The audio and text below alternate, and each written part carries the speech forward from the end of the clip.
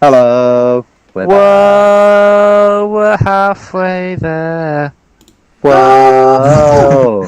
Legs come on a bear. So, I wonder how many sessions it's been since Sam hasn't interrupted the intro. Oh, what's your point? You're all seeking Oramis. I was thinking that. There's only room for one of us. We are back. Last session, you guys fought off the Drider, half spider, half woman lady, and you saved Trisha, Mazzy's sister, and a woman known as Artemisa, who seems to know Doc from his morbid past. Back when he was in Hawksmoor. Was it all morbid? Or was there a good bit? From what I gather, there was very little good bits. There was one. There was one good night in order. You popped your cherry. Is that when we were raising the dead? I found my true calling. Sorry. So yeah, you beat those guys. You killed some spiders in a room, and you went down this mine. Down this mine, you found a little note of someone who died of the rot. It is not a pleasant way to die, as far as you've seen. And you got into some combat with these dwarves that had a strange grey skin and white, sort of big white beards, wearing sort of chain shirts and decent armour. And there was this one dwarf who seemed to have sort of like embers burning at the end of his beard and on his plates of armor and stuff. A sort of orange glow, like heat, building up in him. These all appeared out of somewhat nowhere, like they were invisible, and then they became visible. They just popped into existence or whatever. And this one guy did it. This big guy seemed to do it, and he grew much larger than he was. Obviously dwarves are like 3 to 4 feet tall. This guy's now like 12 feet tall or some shit, so it's crazy. We pick up the action, I believe, with Mazzy. It is your turn first. Markul is currently holding open the door and allowing anyone to pass through his space. Sorry, I was going to say, while I was on the phone, did you talk to the boys about who you want to get controlling who?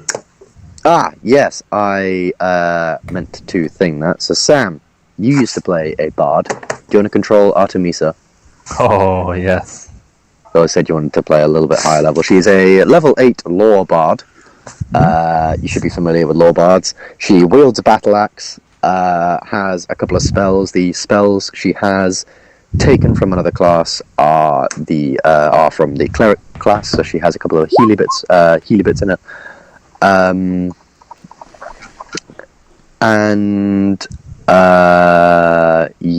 JJ, if you're alright playing Markul, I'll play Trisha because I have the veteran stat block up. Unless Matt, you want to play your sister, in which case fine. You can do. Is that a bit weird? Yeah. Only if you phrase it like that. No, I just think it's just a bit weird, man. Congratulations. I have declined the offer. He has played Davian in the past. Have you? He has. Yeah. I played Davian, yeah. Oh, Yeah. you did, yeah. Which I think just makes sense. Another guy I need to get a stat block for. If anyone's going to get Matt's siblings killed, it should be Matt. Yeah, that is fair. No, that's fine. You can take her if you want. That sounded wrong again. Okay. I'll do it. Anyway, Mazzy, you are up. Yeah. Right, well, I'm going to step up, and I think I'm going to try and take this guy on the side. Go for it. He's already taken a little bit of damage from a swipe with Luke's Shadow Blade, so roll to hit. Long swording him. Yeah, that definitely hits, and 15 piercing damage. Yeah, that definitely takes him out. So, very easily. You sort of stride up to him. He puts a very, very feeble defense up with this sort of war pick that he seems to have in his hands. This sort of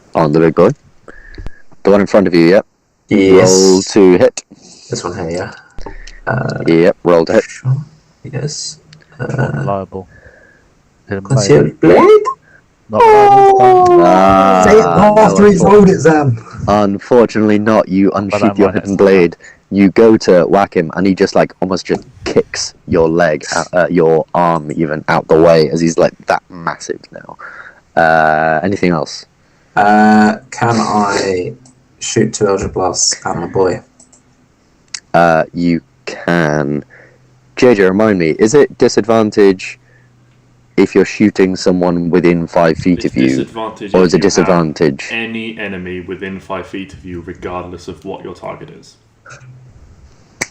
Cool. Unfortunately, that would be with disadvantage, but you can fire 200 blasts at that guy if you're still awake. Is it because this guy's behind me? Yes. Yeah. Okay. Yeah. If you sort of imagine you're trying to turn around and blast him, but he's, still menacingly holding his thing up, probably trying to whack at you. You're going to have to sort of dip and duck out the way to get those off. No worries. I'll still like to do it. Alright, roll to hit.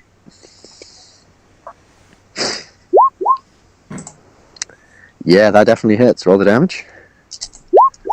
Whoa. That's just 6. and another.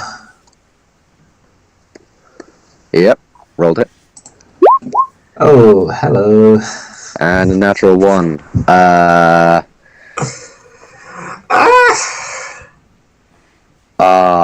I could be a real dick here. Do it. I want Luke to feel the consequences of his shitty action. But no, I know it means I'm gonna Hang on a get second.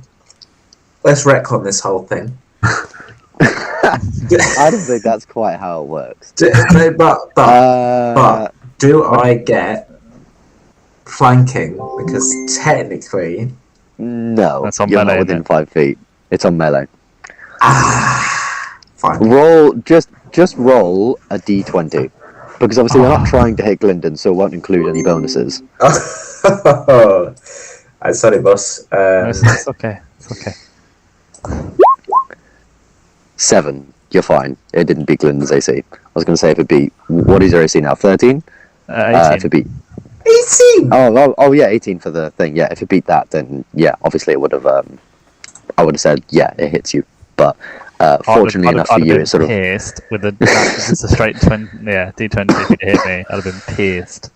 Yeah, that would have been quite bad. So you see sort of this Eldritch Blast, sort of one cascades straight into his shoulder, but then the other one flies down, and Glyndon, it just goes like between your legs, and just sort of crackles and sort of dissipates just like between your feet. You look up and there's So Oramis. Glyndon does get hit then. Oops. Between his legs. He doesn't quite get hit. Just like sort of below his legs. You get what I mean. Between his feet. You rapscallion. Doc, it is your turn. You are maintaining concentration on keeping a big boy. 15, 20, just sneak in here 25 feet just so everyone's in. Well, just so I'm inside and my kill can stop holding this gate open. And then it's going to be the rarely used cleric staple of Guiding Bolt. Nice. Which that's shit. 13 does not hit. Wait, which one were you trying to hit? I was trying to hit It wouldn't hit either of them. Oh, okay, it didn't hit either of them, but... Just pick one, just for posterity. Cool, well that was fun. Anything else on your turn? Nope. That's it. Moving in action. So. Cool. Artemisa, it is your turn. I forgot, Luke, to tell you that last session, Artemisa gave you an inspiration dice. You did tell me that. So you have 1d8. However, because you rolled a nat 1, it still would miss. But just remember, you have 1d8 to use on... Okay. I thought you were going to say because I rolled a nat 1, I lose the d8. No. You've uninspired yourself. No. It's possible. No, I'm saying you can't use it for a nat 1, but obviously you can use it on any other sort of roll because a nat 1 is like an automatic fail. You can use it on a nat 1. You just don't. It just won't hit because it's a nat 1. Yeah. Also, if it's a D8, the maximum you're then going to roll is a 9, which is unlikely to hit most things. Ben, can I move on to there? So you want to probably want to use it for those like middle of the run. You can, and I will give you control of her token. There you are. You should be able to move her now. No, I can move. Oh, you can move Trisha. That's my bad. Trisha. Gylndan. There you go. I should be able to move her now. This is like Sam's. No, don't do it. I don't get Have you not seen it? No. Oh, it's just it's from a video. You got to see it. It's very funny. Artemis's movement it's only 5 feet less than mine, but it's dreadful. Can't get very far. Dwarves are slow. What would Artemisa like to do? Boots, am I right? Indeed.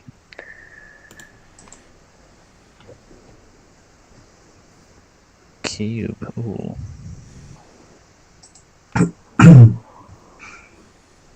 How high up is this ledge?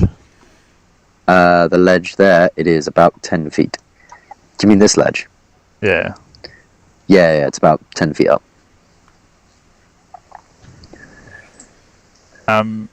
Artemis is going to cast Hypnotic Pattern. 5, 10, 20. I think it gets everyone, including Oramis. It's a 30-foot cube. 30-foot cube. So gets... all 3 bad boys and Oramis. All 3 bad boys and Oramis. So, Oramis... make him... You will make... he will make the save with advantage, because it's being charmed. I believe. Yeah, charms. Hypnotic Pattern charms people. Yeah, so Oramis make a wisdom saving throw with advantage because you're being charmed. Pass. You're fine. You're very wisdomous.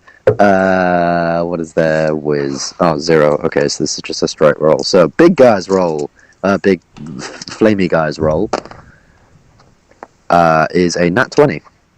Funnily Piss enough. off. And the other guy's roll is a 3. So this guy is currently charmed. He's fine. And the other guy for some reason I thought it was an attack. rolled an 8. Rolled an 8. He's about to get fucked up. So the 2 regular dudes are failed. This guy, some way, somehow, has sort of shrugged off put a charmed this icon illusory pattern. Yes, of course, I can. I can put a little icon on them like that, because they're now technically, according to the spell, incapacitated. Alright, and I'll put a concentration marker on Artemisa. They're both incapacitated. Artemisa. That was a productive turn. Well done, Artemisa. That was a productive. Thank you. Cool. It is now Trisha who is going to charge headlong into the fray. 5 obviously into Markul, 10, 15, 20, 25. She's going to make 2 attacks against this guy. That's a fail, and that's at 18. That hits.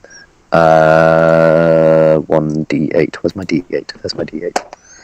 That's 7 plus 3. That's 10 damage.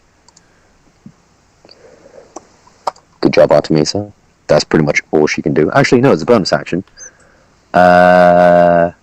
She had very many 2 long sword attacks. If she has a short sword drawn... Oh, no, she doesn't. She doesn't even have a short sword, so that's stupid. So that's Trisha's turn. Even. Markul! Alright, he's only going to step out from under this heavy door. Yeah. It just clangs down at the bottom behind him. Step up beside me, and he's going to do the old cleric special as well.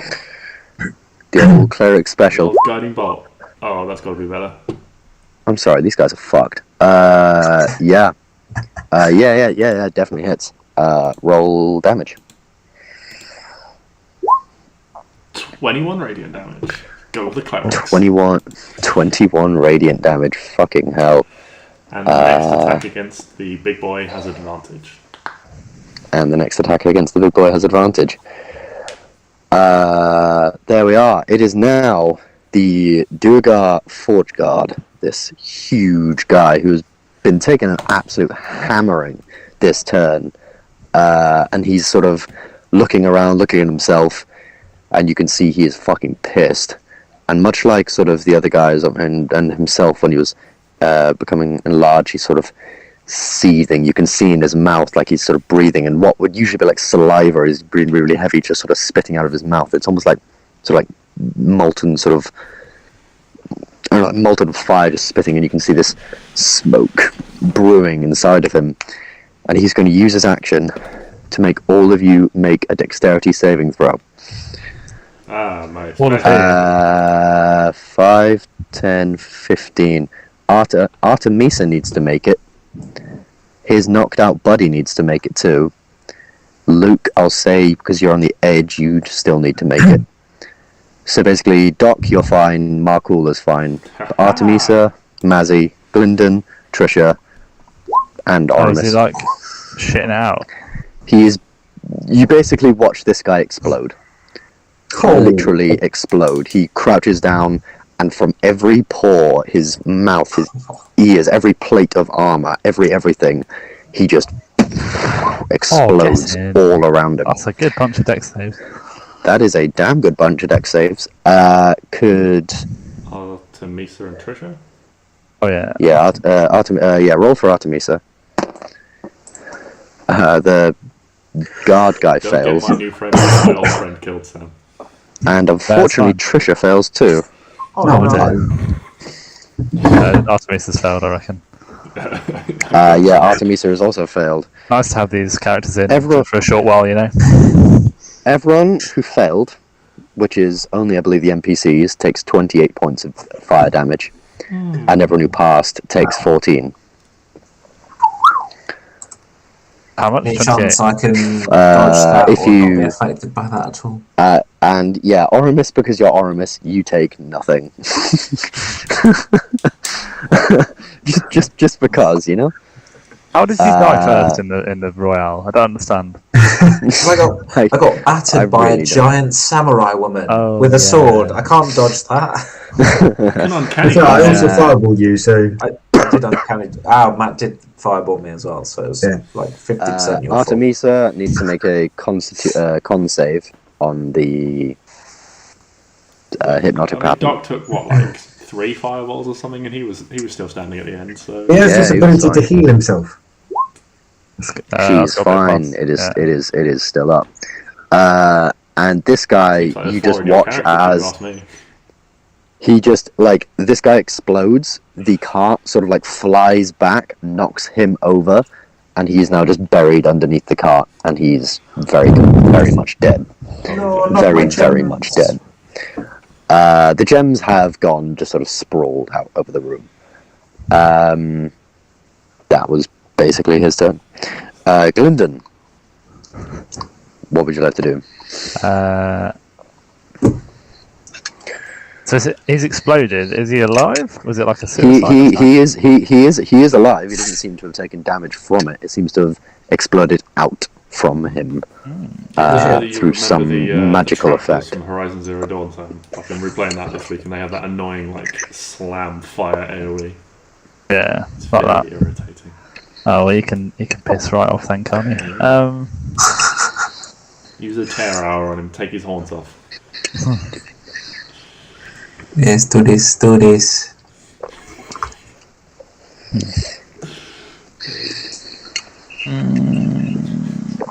Why? I'm gonna. For what? Do your glasses work that way up? You've presumably got lenses. You haven't got any variability in. No, I don't. I don't have varifocals. Luke, that's the ancient dress of the Wizards' Council. Oh, sorry, as you well know. No, it's fine. It's fine. Just I want you to be aware of what your actions and that will be held accountable. But I'm going to level. How much more to the cave is there? I'm going to level 4 lightning bolt. The geezer. As far as you can Level see, 4? this is Level all, 3. I've run out of level 3. as far as you can tell, this is all this place is. Like these little outcrops here don't go into anywhere. Definitely did. That's fire. Yeah, level 4 lightning bolt. roll the damage for it. As far as you can tell, is one of those famous DM phrases that goes along with, "Well, you can try."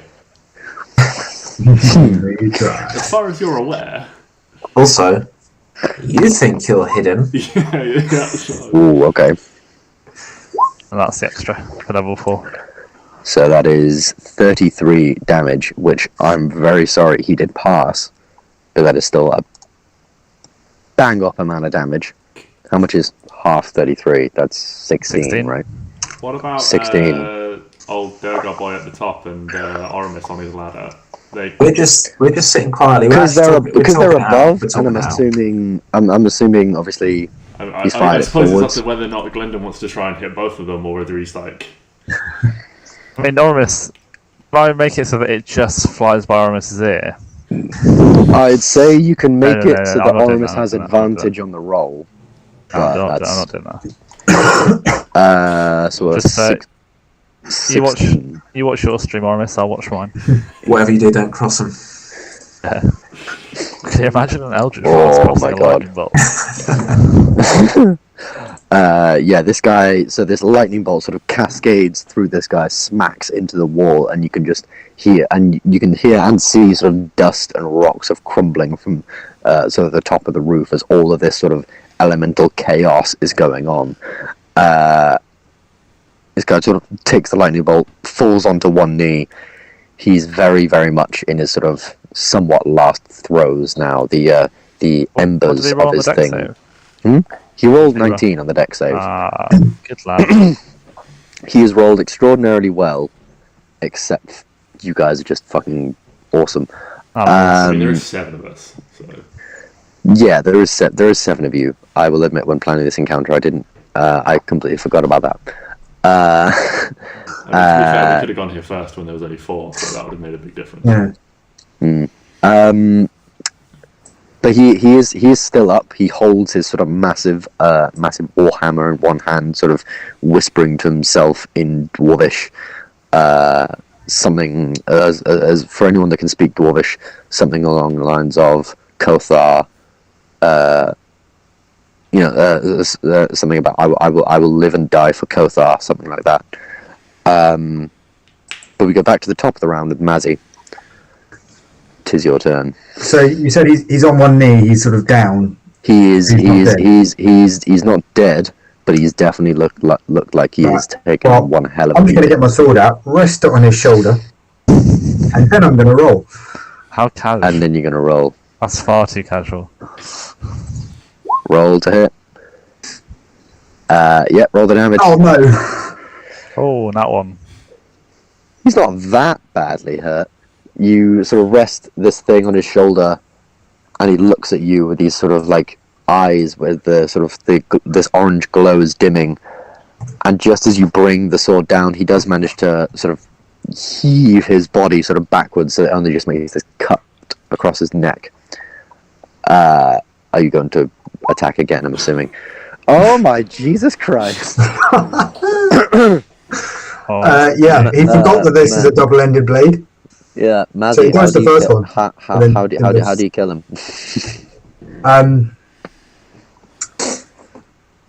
Yeah, so I put my blade on his shoulder, gone to swing, and he's ducked out the way of it.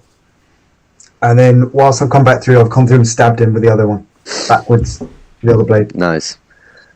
Yeah, and he just sort of is stabbed.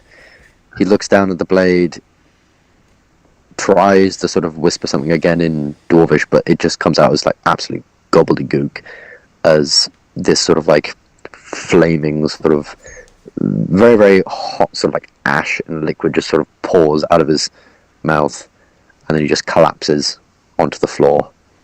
And as he collapses onto the floor, you can then just see him sort of become a lot smaller and smaller and smaller, with his last just. He got hit by a shell. He did. There is one left who is currently sort of looking around the room like. Yeah. Anything else on your turn?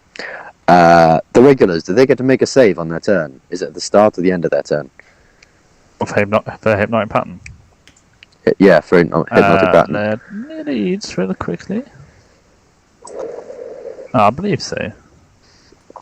I'm sure they do, otherwise that spell is just cracked. It doesn't look like it.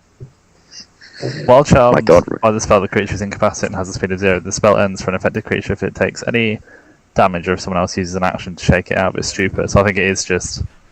Okay, so Hypnotic yeah, Pattern's on this guy's turn, you can just sort of see him like he's hardly holding on to his war pick, which is also grown with him. Like everything, obviously, he's wearing was grown with him, and he's just sort of looking around like staring up into the stalagmites and tights that are like sort the of troll chained in to the Harry ceiling. Potter. Yeah, I don't very. want to be an asshole, but he wouldn't be looking at the stalagmites and stalactites if he's looking up. He'd only be looking at the stalagmites. Mate. Oh, I'm Actually, fucking it's sorry. Stalactites, damn it! I know I got it the wrong way around. That's worthy of a random lightning strike from the DM, I think. If you're going to be that guy, Luke, you've got to get it right. Get it right. I knew I got it wrong. Damn it. Oramis, I can't believe you don't know random geological facts. I'm taking away your powers. Oh no! Don't do it. Speaking of Oramis, it is your turn. Are you a virgin, Luke? Don't do it. I'm a No, virgin. dude. I'm going to conceal blade this dazed boy here. Good bloody luck. No? Oh, is that just general good luck? Yeah, that is just good luck. But you've done it now, but why didn't you just wait until we can all get up around him and then just like all finish on him? Conceal blade, yeah, that We all know that doesn't think tactically. that hits. Roll What on earth damage. is that? It's Latin. Fuck. Make me glad. Fac ut gaudim. Make me glad. That's the least cool That's Latin I've ever Fucking seen. weird. Will you take a description on that with every attack? Yeah, until I get a good one. Right. Well, a good attack, you mean? Yeah. Or a good catchphrase? Well, both. I'll judge the reaction. Anything if you else? Okay. yeah, of course. Something Anything else? Right.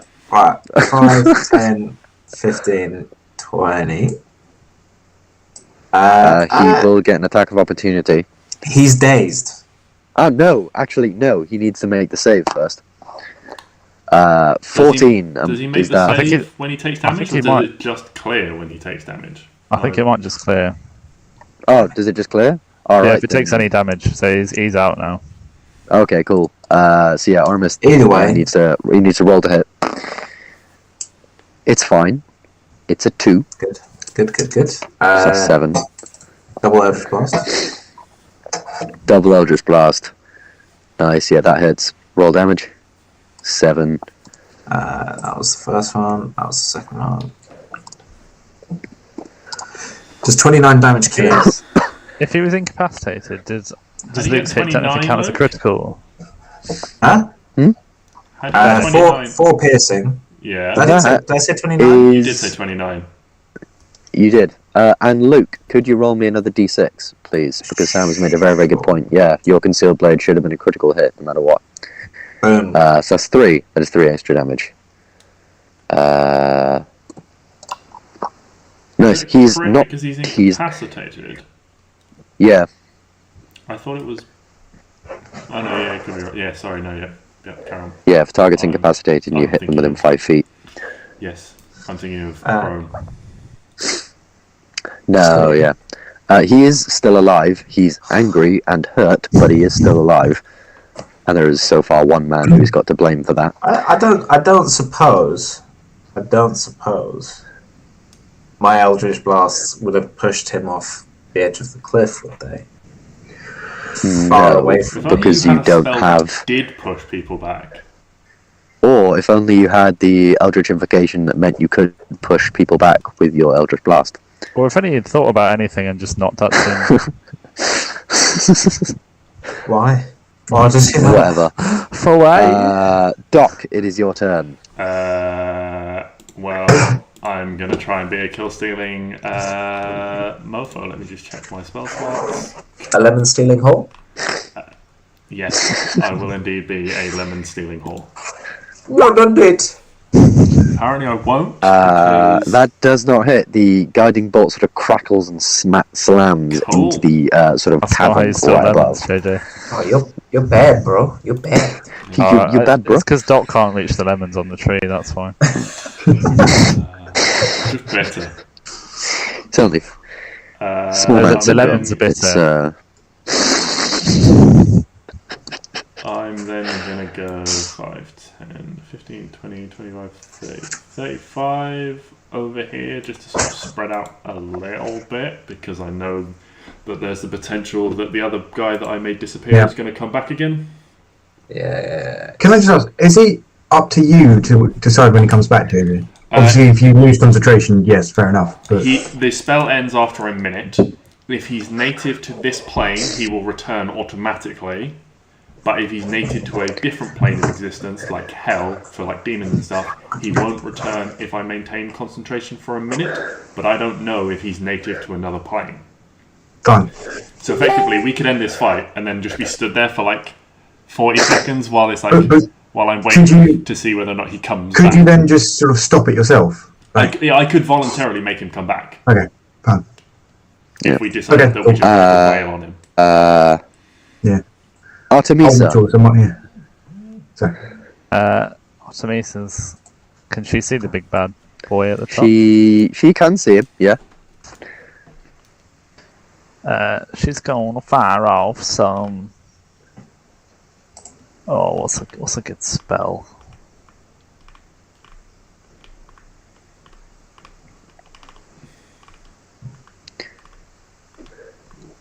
She's not got a whole lot that's damaging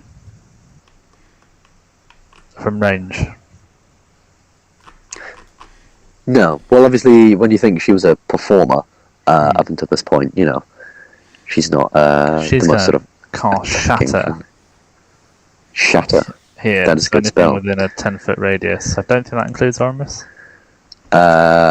Let's say pick a square. So if you said that square, then 5, I think he's 10, just that wouldn't outside. include I don't Oramis. think Yeah, he's just any outside. square he's in will affect anyone else. Yeah, no. Oh. So Can't shatter on the ceiling. They call that stalactites falling.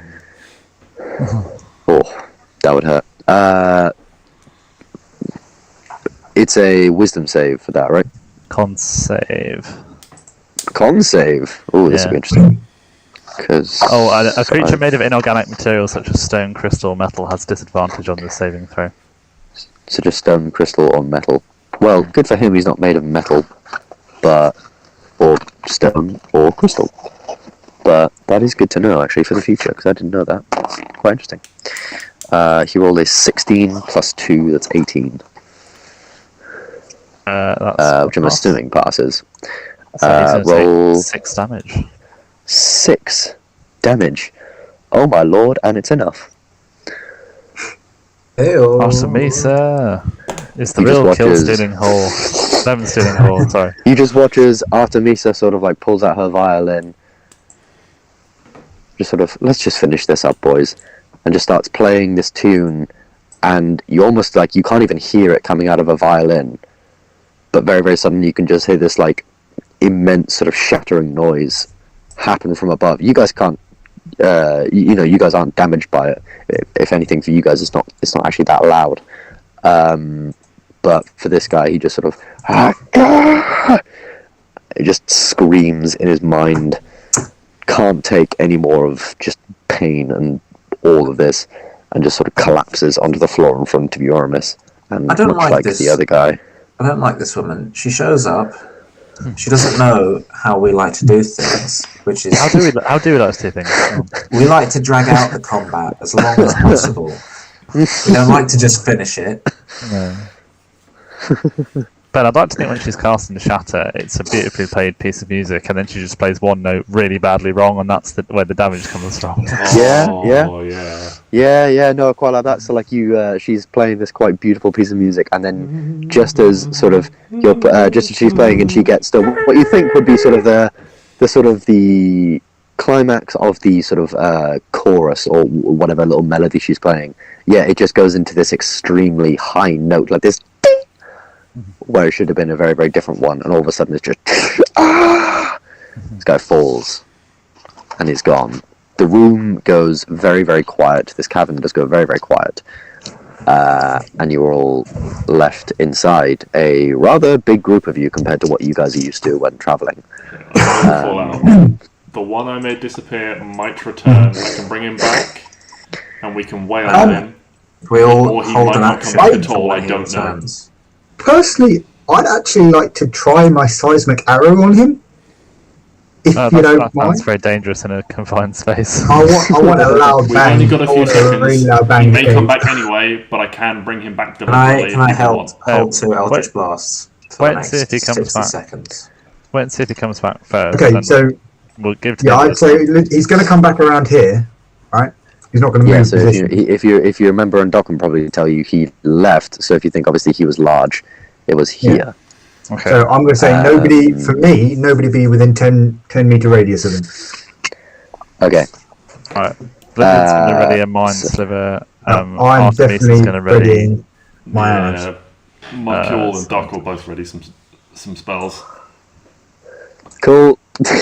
No, This Okay, guy is so not going to last around. His face is- have a good time. I don't even know if he's going to last my Everyone's round. there, just like, watch him just not even come back. Yeah, like will it happen? Will it happen? And you're sort of timing I'd like in to your point head, out Doc, my okay, so seismic it's like- arrow. It hums and vibrates with arcana energy, waiting upon release. So it's there humming while I'm waiting. It is quite literally, as he's got it, it's like, it's almost like vibrating in your hands, Aramis. Is Well, what holding it. also, It's everyone really like, preparing to unnerving. I'm cast not it full spell on, is for like sure. humming and Does like he mix it concentrating again? on that. Like, Yeah. it's just this sort of And Doc, you're sort of timing it in your head. You're like, okay, 44, 45, 46. Okay, and then by the time goes on, sort of 58, 59, 60. We'll go in terms of the thingy order, the initiative Okay. order. So Mazzy, you're Right, held how out the hell goes do I off roll first. this? So roll. It should be in somewhere. Should be in your attacking thing. Oh, yeah, it Or is, just yeah. roll me. There it is. Oh my. Constitution save. He needs to make. Mm-hmm. That fell off the table. He rolled a Yeah, 17 and it's +3, so that is an unnatural 20. So he does pass. However, Fair that enough. is still 11 damage. I'm then, in my second attack, going to lightning arrow him. Going to lightning arrow him. no, don't I like save these very rare arrows. No, this is a spell. lightning The lightning arrow is a this is spell. Ah, Yep. nothing. Roll for lightning arrow. Sorry, you can see how I would assume. Otherwise. Yeah. Jesus Christ alive. Wait, so what's this? There's 48, and that's the damage he takes. He needs to roll a dex save, which he fails very, very badly. He rolled a 3, 33. so that's 20. That's 22 damage, and then 14 damage would be for anyone within 10 feet of him. Yeah, this is why I say keep your distance, lads. Hold on. Yeah, so that's okay. Now next up would Also, be Oramis. everybody within 300 feet has just heard this seismic arrow, by the way, in a cave. Roll to hit first, man. Oh, he Come has on. rolled to hit. I rolled 2 20s. Where? When was this? Above Matt. He Mazzy's. got it so quick. Oh, I love. Oh, you got excited. All right, yeah. I'll take those for the brevity of this. Yeah, sure. 13 and 18. So that's 21. I mean, he wasn't dead with my 33 damage. He was full health. He That's was. true, we got This trouble, guy. No, this guy I hit was him. full- I hit him with an arrow. Yeah, before no, just- he wasn't full health, but he Okay. had a Near- decent amount of health near left. full health. Doc. Well, it's been going so well for me, so This is outrageous. By the way, This is brutality. I'll try again. Oh, good. Hey. I've rolled above a 5. very, very nice. Roll the damage. Oh, that's not Uh, bad. On 46. That is really, really nice. Yeah, and funnily enough, it's with that one. It's with that 18 that. So obviously, within half a freaking second, all of a sudden, sort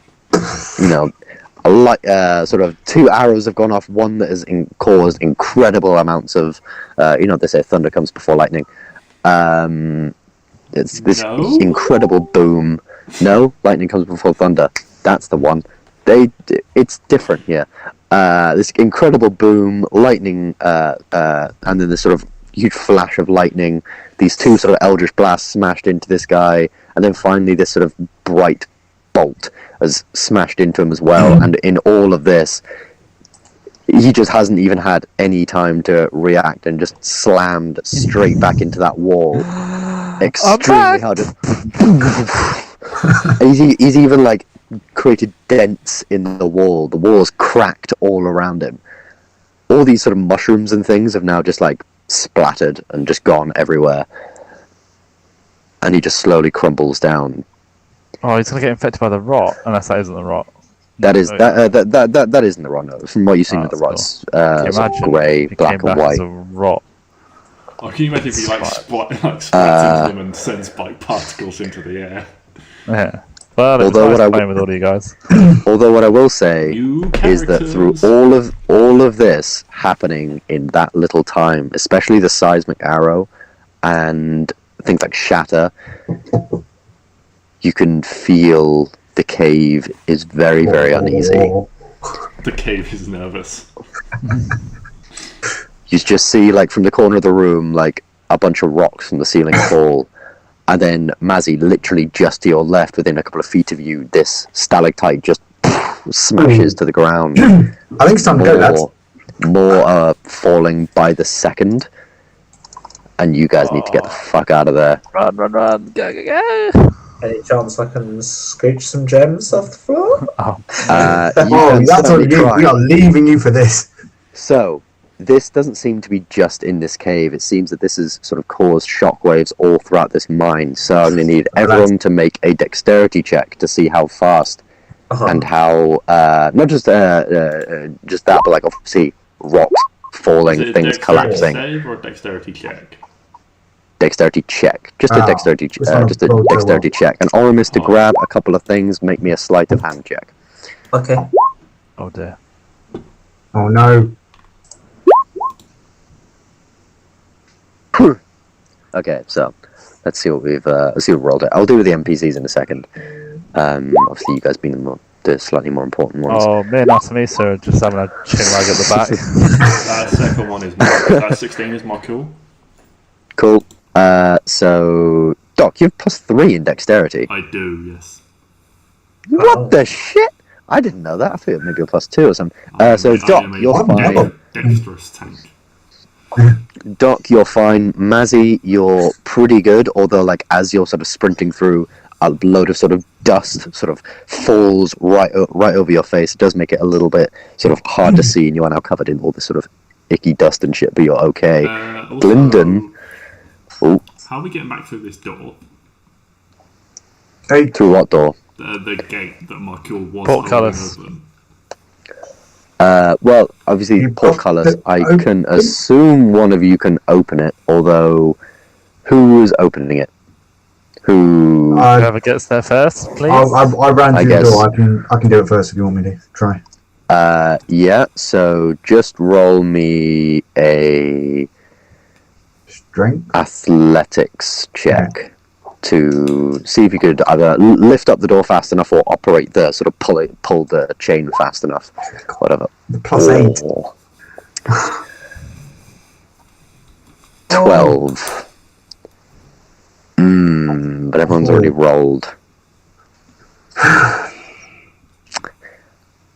Okay. Here's what I'm going to do. I'm going to keep everyone's rolls, but I'm going to take the disadvantage for everyone's rolls, as Mazzy wasn't quite able to lift the thing. Oh, cheers, Matt. That's an actual one. In time.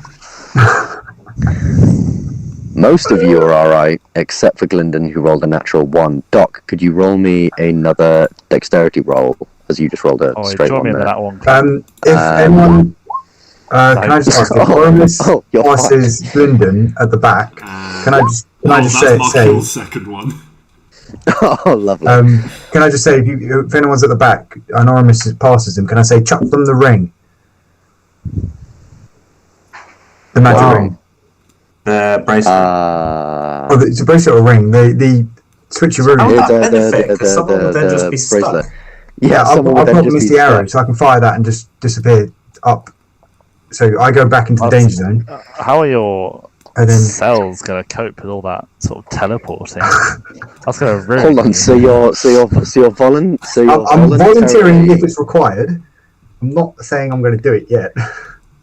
Well, I'll say you don't know how things are going. You are sprinting out of a mine. It's either you do it now, okay, fine, or you then don't do it now. Do it now. You don't do it. So, Okay, no, I so- was saying if I thought there would be an opportunity for me to look behind and see if anyone's in danger. Right. No. Okay. Well, obviously, with No. everything happening the way it does, I'll say you can look behind, and with your passive perception, I'll say you can make sense that Markul and Gylndan are not the spryest bunch, and are therefore, like, they came through the gate last, and as you sort of turn sort of like around this corner, you realise that they haven't even gone through the gate yet. That's probably what you'd be able to see from where you are. So Whether that changes what you want to do or not. I think in the panic we wouldn't have sorted this out. So don't worry about it. Okay, so yeah, obviously, so in this turn of events, Mazzy has sort of sprinted up to the door. Doc has got there somewhat first, and therefore sort of, and they've been able to lift it, but not as fast as maybe they should. Everyone's sort of waiting around, stalagmites, rocks, and everything falling on top of most people now. So Doc, you rolled a 20. Mazzy, you rolled a 15. Oramis, you rolled a 14. No, on the sleight of hand check. We'll get to that in a second. What did you roll? You rolled a 16 on the 16. dexterity. I think that would be Gylndan.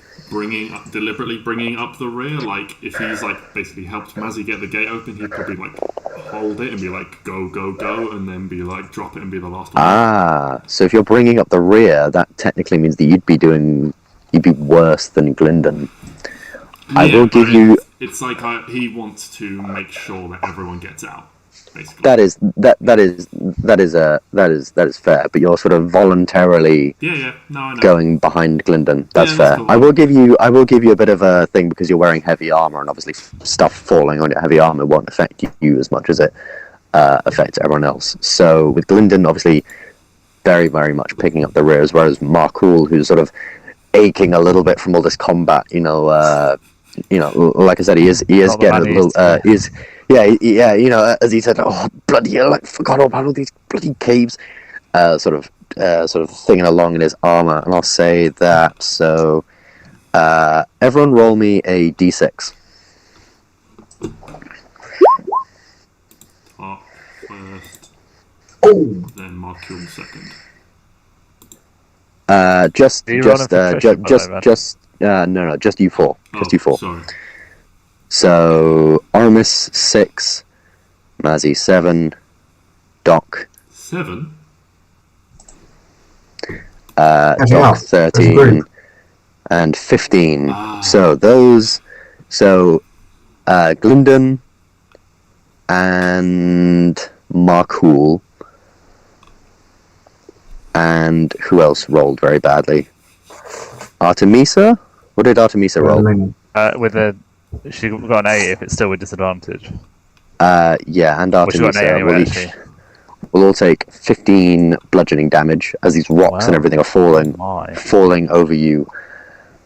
And all those people as well, unfortunately, weren't able to make it when you are sort of sprinting over to the door, and unfortunately, this large sort of stalagmite just slams in the way of the door. Everyone who's on the other side just sees this sort of large plume of dust, and then like two quite big boulders now in the way.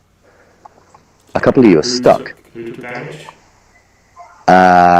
So that's Gylndan, Artemisa, Markul, and Doc. But I'll say, Doc, you can take away your d6, which is a 6, so you only take 9 damage because you're in heavy armor. Okay. I'll give you that benefit. Okay. So who's stuck?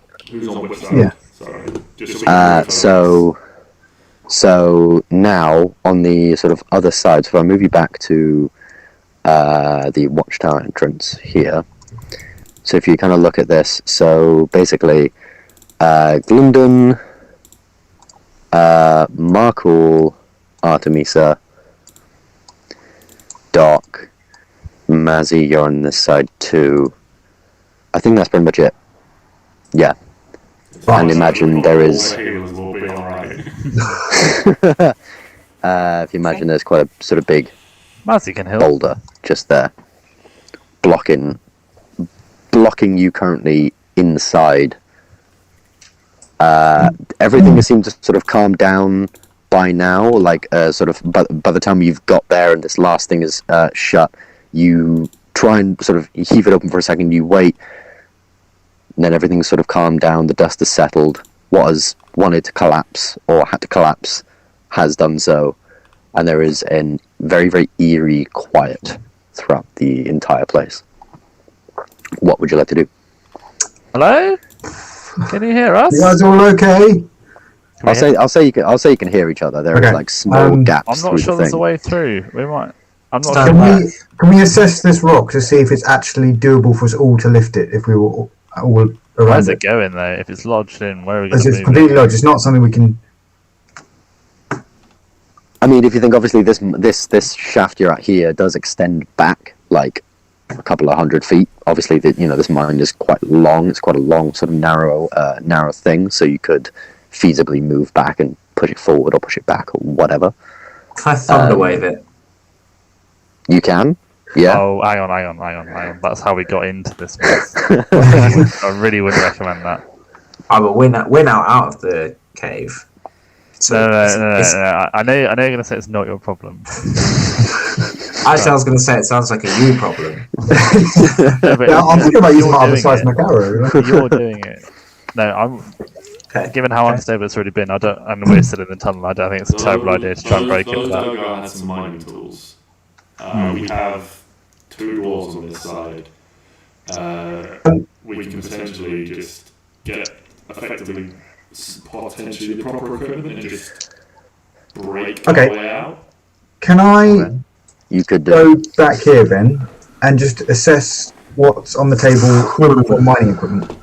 Yes, of course. So, obviously, you being proficient with martial weapons, roll me a quick investigation check just to see what you see initially around you. 15 was pretty good. So you can tell this is a place. This wasn't necessarily a blacksmith per se, but it was definitely a place where the soldiers would come in, sort of say they're doing whatever they're doing back in the things. They would quickly gear up and go out, or it's where they would drop their gear off as they go in. And where someone would sort of temper up their gear and things like that. There is 1 pick available for you to use. So there's 1 mining pick on this side, as well as a couple of sort of light hammers and things like that for you to be able to use as well. Okay. I've got an idea. How tall is this rock wall between us? Probably around 10 feet. 10 feet. Okay. I'm thinking the bracelet you've 7 or 8 feet. Okay, so Something I'm like thinking.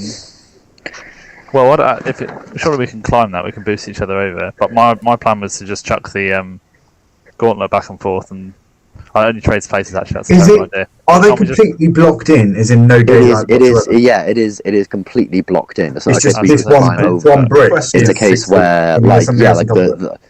like the rock, because obviously, like I said, like this mine wasn't here when this place was first created. It seems like the dwarves got sick and tired of being bored, sat there for a little bit, so they started mining. Does the magic teleporter wrist thingy-majigger require organic material to work? Could we put it on a rock on one side and a person on the other side? A rock doesn't have sentience to make the decision to agree to use its reaction to trade places. I could argue that if it doesn't have the intelligence or the sentience to do that, then fuck you. It's a fucking stupid rock. It's completely wedged in, then. Yeah. You are completely completely wedged blocking in, the path. save for Those without- a small hole where you can get your hand and sort of like wrist through at the top, and a slightly smaller hole at the bottom where you think you could probably get like most of your hand through, maybe just about your hand through. Is it like pitch black in here? It is very, very dark in here. Yeah, Wow, it is. I'm It is, gonna- it is pitch black. Has anyone got a torch in here? I'm pretty sure like everyone else in here has dark vision, so Well, that's Could you your be considerate problem. to the rest of your party, please? I think you're the only one that can't see. So Yeah. because everyone else Yeah. has dark vision. So Well, if you have a torch, could I have it and I'll just strike it, please? I will light up the torch for Thank you very much. So I'll knock up the torch, but you can hold it. Oh, how lovely. So yes, what is the plan? Well, I've just had a look through my inventory. I don't know if I should still have this, but technically I've got a crowbar. Oh, crowbar ain't gonna get us out of this. I don't. How Is it? I'm going to use it, pretend it's like a pickaxe sort of thing, and then just keep Yeah, hammering away. I'm not damaging the like, sword. Then. like I said, there's a pickaxe in the Oh, you said there was a pickaxe. in the mining thing. There is a single pickaxe and a couple of light hammers. Well, So, I'm going to get the pickaxe, Something. Doc, can we do some group healing while Matt's doing that? start Because working away at it. a few of us took some damage. I mean, how bad are you looking? Well, pretty bad. So Ben, if I start trying to break it down, is that Mark. Yeah, roll me an athletics check to sort of just start Yeah. mining away at this rock. 16, so. 16. Cool. Oh my god! Unfortunately, you're sort of Athletics mining away. I've got a +8 on it. That's the best thing I've got, and I've rolled a 4 and a 1. Yeah, unfortunately, like- you're is that sort of like group smacking. healing? You're smacking away No, at this that's thing, you. and it's just not Okay. budging. Whether it's your technique or whether it's the rock or whatever, but you're making like tiny little chips and chipping little bits off, but you're not really affecting the full thing. Can I If anything, you're just sort of Don't worry, guys. Around I'll one Shawshank you out in 17 years. Yeah, can I suggest, like, maybe just ask me or something like that, and just like, why don't we go get some like proper stuff? Seeing as Sounds good. How long do you think it will take to get through something like that with a pickaxe? couple of hours maybe, don't know, an hour if we're lucky. Okay. We gotta Would probably depend on your role. Yeah. Given that it's collapsed, we'll have to treat it quite carefully. Neither of us were specialised miners, but you know, we not to be. Well, you being a dwarf, you have We have Casual racism. yeah, casual racism here. We do have some stone cunning as dwarves, so Well, yeah, I was about to say you got stone cunning, so if you wanted, you could make me a intelligence check with advantage. I could tell you probably about how long it might take. Again, you're probably going to say no. No, But Sam, you have the ability to push things back with your staff. Yeah, I'm not sure it's going to do this. Also, it's just this, it's a stability issue, It's isn't the it? nature of blasting something like I have gunpowder, but I don't want to blast anything Yeah. in a. I was just thinking because that's less of an explosion than what Luke and I were trying. Just Yeah. to It's still shifting a large chunk of stone that might be supporting something very quickly, and Yeah. we Yeah. don't really want to do that. We don't want to I'd say, cause JD, magic. I'd say you know that if you and Artemisa were to pick up some pickaxes and start mining away, if you rolled well, and I'd obviously give you a benefit because you are dwarves, if you rolled well, it would probably take you maybe a couple of hours to pick away at this thing enough so that it's weak enough so that it would then just collapse in on itself, and then you could go through. Fine. Ben, can I, while they're doing that, 'cause I don't think I'm going to be much help, can I investigate where we've come and see if there's any other passages or anything like that? Yeah. Unfortunately, so you've got the torch, you're looking around. It doesn't seem like there's any other passages around. It was sort of this, you can tell so it's this long sort of straight thing, and you can see they've tried to mine left or right, but the stonework almost changes. It's a little bit more dense, and there's not as much sort of open space or whatever. So there's been attempts to sort of strip mining left or right, but they haven't been very successful. And it seems like the only reason there's this big cave in there is because it was naturally there. So they lucked upon finding this big cave, and then from there they started to mine little bits of it out where they could. And then obviously everything happened. Everything that happened down here happened, and you were stuck. And they were trapped in there, and people died through the rot and things like that. So. Can I suggest to Gylndan that maybe while we're working on this, like checks out the bodies, let's see if there's anything like on them that Can we get back into that place, or is it just completely like caved in? Yeah, I'd say you are. Yeah. So I'd say you're able to go back in. It's definitely a squeeze, but none of you are particularly big or sort of burly or anything like that. Like I know Doc has heavy armor. Yeah, for Markle, it's definitely a struggle. He is about sort of 6.5 feet tall, so it is definitely a struggle for him. But I'd say you are able to eventually move enough rocks out of the way and push yourselves through to get back into this large room that you're in. What would you want to check out? Investigate him. Yeah. The duergar, the room, or just anything. Yeah. I'll probably give him like a holding in terms of just like stick anything valuable, just stick anything valuable in there while I work on the mining. Sounds good. So for 13 investigation, so you have a quick look around the local area. These mushrooms that were on the wall, they are sort of like completely crumbled now. Like the wall where they were on, sort of the front sort of layer of it just crumpled in on itself. So they're all squished and mushed. The duergar themselves do still have some stuff on them, so they do have more of these small golden coins with this very beautiful woman's face on the side, sort of like, looking sideways, side on like that. But they are gold coins, so you can put in, I don't know, whatever you want to name them, gold coins with woman's face, whatever. You can have 13 of those. And between the bunch of them that were there, you can also gather maybe like one set of blacksmith's tools, should you need them, or if you wanted to sell them, whatever. That's about it. That's about all you can gather with a 13. What about the armor itself? The armor itself for most of these guys is dented. Obviously they were, just in battle and were killed, and then obviously rocks and stuff fell on a lot of them, so it is mostly dent. Like, you could get it off them, but you would need to pay some money for someone to retemper it and reshape it so that it would be fine again. But the armor itself does seem just like sort of generic metal armor. Nothing fancy like you saw on some of the drow. Got that, like, purplish No. Because you were talking about the guys with fire having you made a point about remarking on their armor being quite fine earlier. So. Oh, no, that's more of a sense of, these guys are dwarves, they know how to make armor, they've definitely made their own armor, and therefore you can sense that even though these guys seem to be very different types of dwarves, there is sort of that thing of mining, blacksmithing, aggression, fighting, and things like that within them, so they're not too far distant from you guys. So what's happening then? Are you and Doc and Artemisa mining away? Yeah, I think they've all kind of like gone back and I think had a look around and sort of gone, the arm's trashed.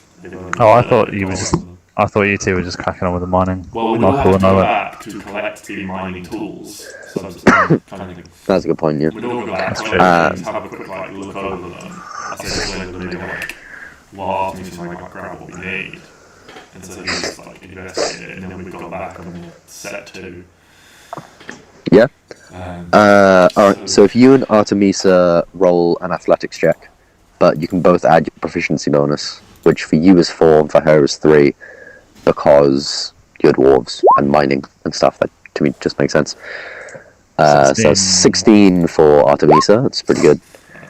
And 10 for Doc. So you and Artemisa sort of start. Yeah, so you and Artemisa sort of start wailing at the rock. She definitely has to sort of teach you a thing or two, remind you, a thing or two about how to sort of properly do these things, and you're not taking a lot of it on. It is dark and confined, and you were just in quite a big fight. There's quite a lot on the stakes, and the sort of monotony of the task as well is getting to you just a little bit. About an hour rolls by. You can definitely see that there is some improvement to the rock. It definitely looks now a little bit more weak. Half an hour, another hour rolls by. So it's been about 2 hours now with you just wailing at this rock, and you're making progress, but it's very, very slow. Is there anything anyone wants to do? Yes. While this is going on, can I challenge Mazzy and his sister Trisha, separately to a game of dice. To a game of dice? Oh, you ain't winning that. Yeah, of course. Do we know he's got these dice? Well, you obviously do, I know. because you had to divvy the stuff up between you. Yeah, so... No. And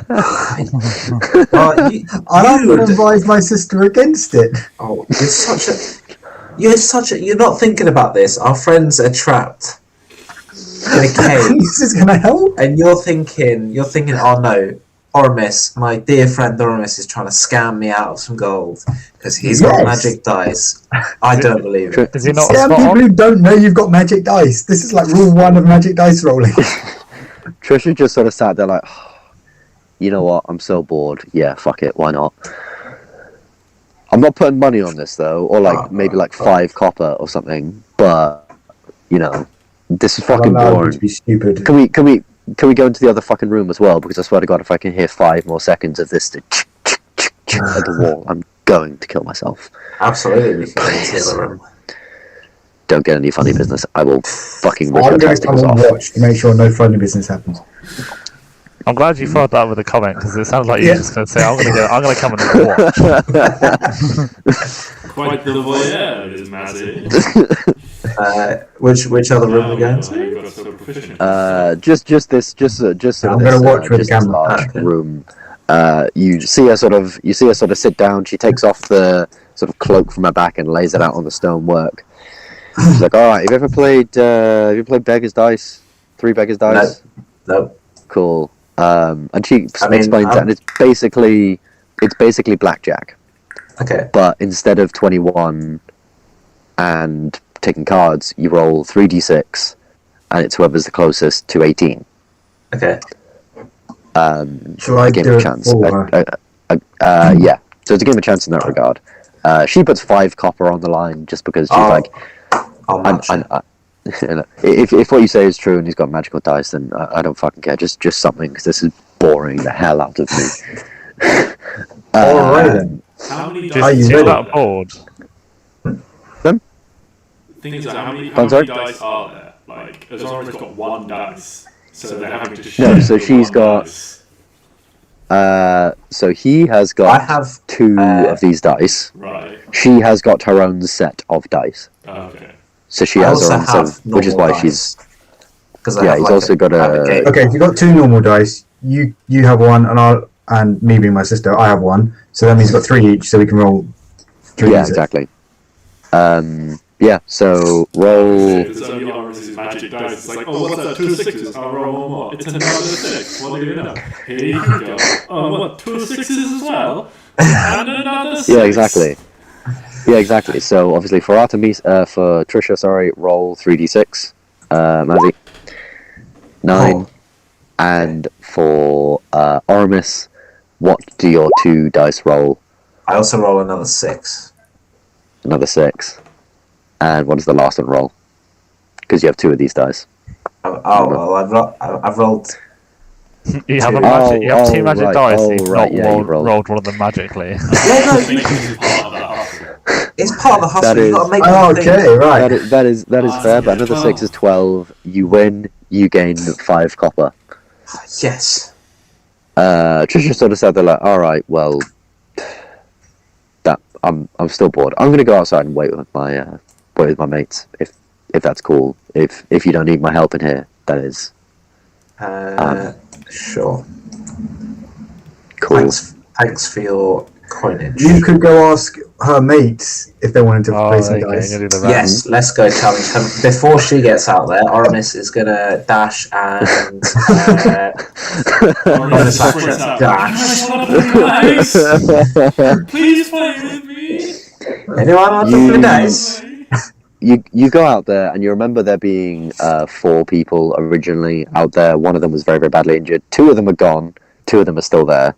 So the 2 that are still there explained to you that the other 2 went to go find help for this guy's leg. If you remember, they'd Makes very, very sense. badly I hope he's beaten okay. up this guy's leg in an effort to torture him. Yeah, that's rough, man. Rough. But yeah, they'll agree to play dice. They're really bored. They're waiting for Trisha. Trisha explains obviously, yeah, they're trapped underneath there. We're getting them out. Blah blah blah blah blah. Does she not mention the 6 dice? No, she doesn't. Funny enough, she sits she there. likes her men then. These aren't really her men. These are just the other men that signed up to do this job with her, and she was among them elected. They're brothers in arms. Their sort of group head, Siblings I in guess. arms. So, Mazzy, Matt, I'll get you to roll for them as well. So roll me 3d6 on behalf 3d6. of We put any money on this? Are we- gentlemen? the first guy will put a gold on it. He is not very flush with What? money at the minute. What? Hey, gold. No, A gold piece. He's confident. he's not. He will put a. Huh? Yeah, he's not very flush with money at the minute, but he figures. No, hang hey, on, hang on. I'm pretty good. If he's Huh? dropping Yeah. the gold on it, that doesn't make any sense. What do you mean He's- it doesn't make any sense? He's trying to make some money here. Yeah, he's Well, trying to like make a James decent... just said, Trisha, who didn't really mind that much, put 5 copper on it, and you're saying this guy doesn't have a lot of cash, and he's just yeeted a gold coin at it. He I has wonder who doesn't have problems. much cash. Think of it like going to the casino to try and make your millions. Yeah. I've just got to get back to even. He's putting a gold on it. So, Matt, roll 3d6 for this guy. Oh, 13. That's not bad. But Luke Oramis, beats it in 2 roll rolls. whatever the fuck you're rolling. Almost beats it in 2 rolls. Oh no! Holy shit. I rolled also 2 You 6s. should roll first. You roll also 2 6s. Oh, And it's a draw. therefore, It's a draw. it is a draw. It's all part of the hustle. So this scenario, you would just roll again until there's a winner. So, Correct. All right. Oramis, First. you will roll first this time. I'll Okay. allow you to roll first this time. I rolled 2 6s. Oh. Two sixes and a 2. 2 I'm so 6s. nervous for 14. this random guy that I'm controlling. Oh, And now roll 3d6, Matthew. One random guy. oh no! Oh, that is unfortunate. He flicks over his gold piece and is like, good game. That was close. Do you want to go again? Do you want to double or nothing? I'm good. Maybe you want to, and he looked to the other guy and was like, fuck it, why not? I gotta. Got my year's bonus today. All right, let's do this. And he puts on 2 gold. When Sets up did you 2 get gold your in front year's of me. bonus?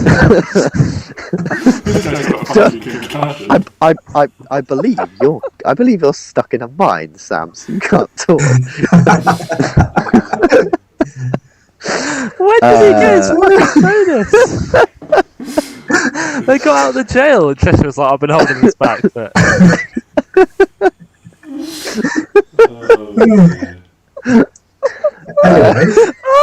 Anyway, Mazzy, roll.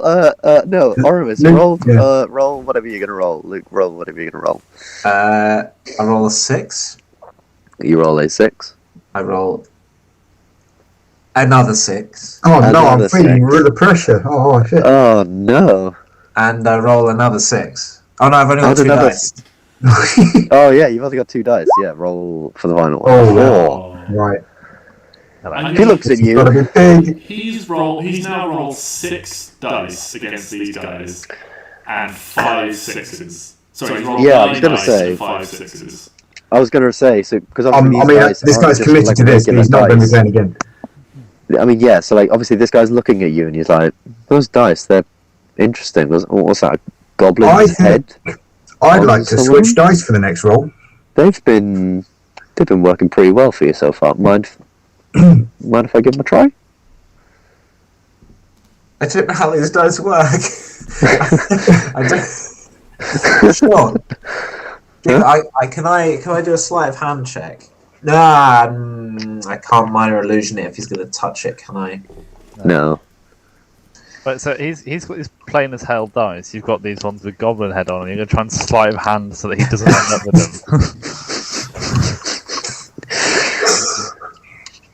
I mean, there's still a chance my 1-6 is not going to roll higher than your 4. So I'll give him one of the dice. Give him one of the dice. How to use them?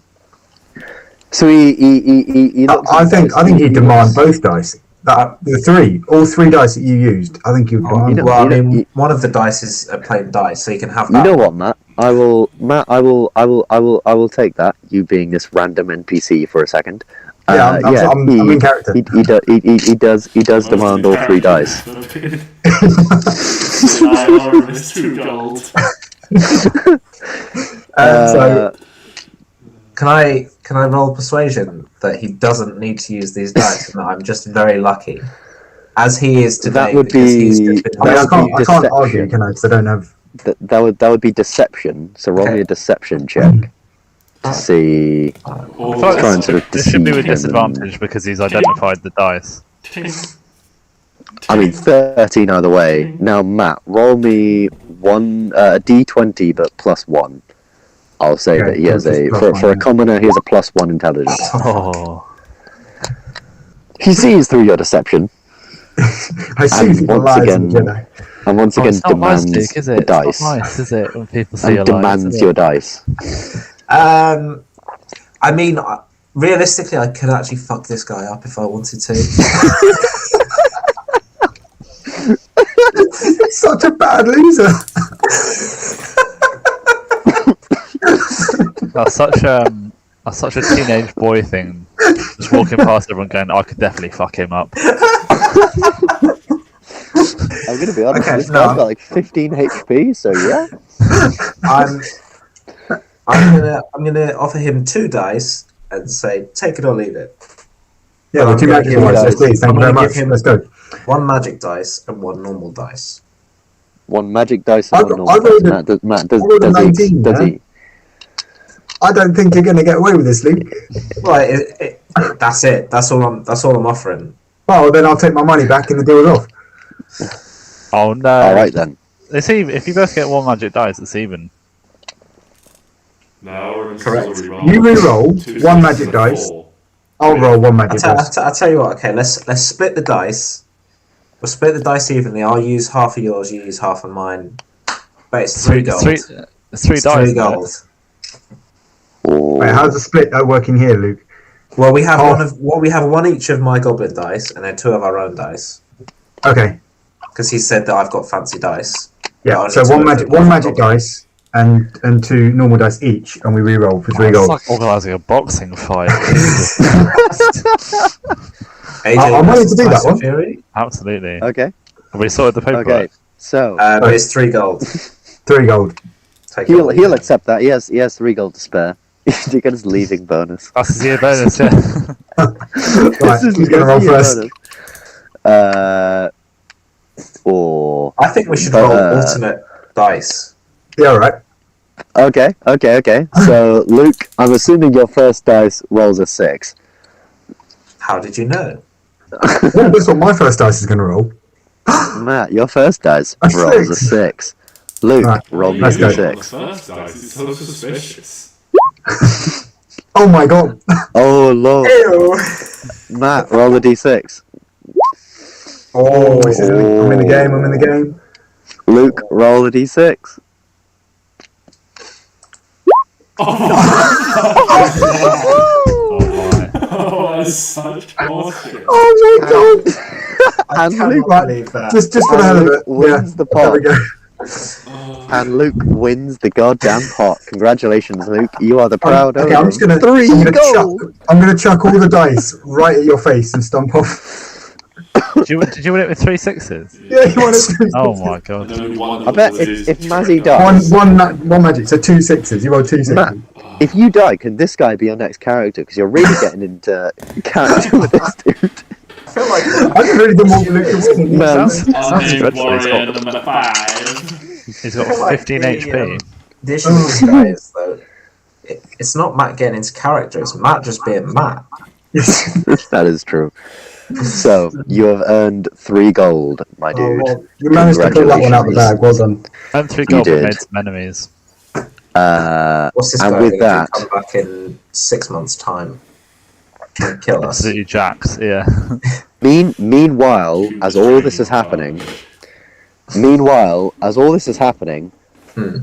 so it's been maybe another 15-20 minutes now of you guys playing this, and eventually Artemisa does just hit just this sort of right spot, and the sort of chink noise is just a little bit more high pitched. This long crack sort of appears through the rock, and then it sort of crumbles a little bit down below, sort of on the bottom, and then does, now that it's sort of like just that tiny bit more in size, falls forward and breaks on the stonework in front of you.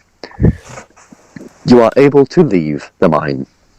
Congratulations, well done. I put, while they clear the, in my notes, but while they clear the rock, Oramis clears dice with the rescued prisoners, scamming them with his trick dice.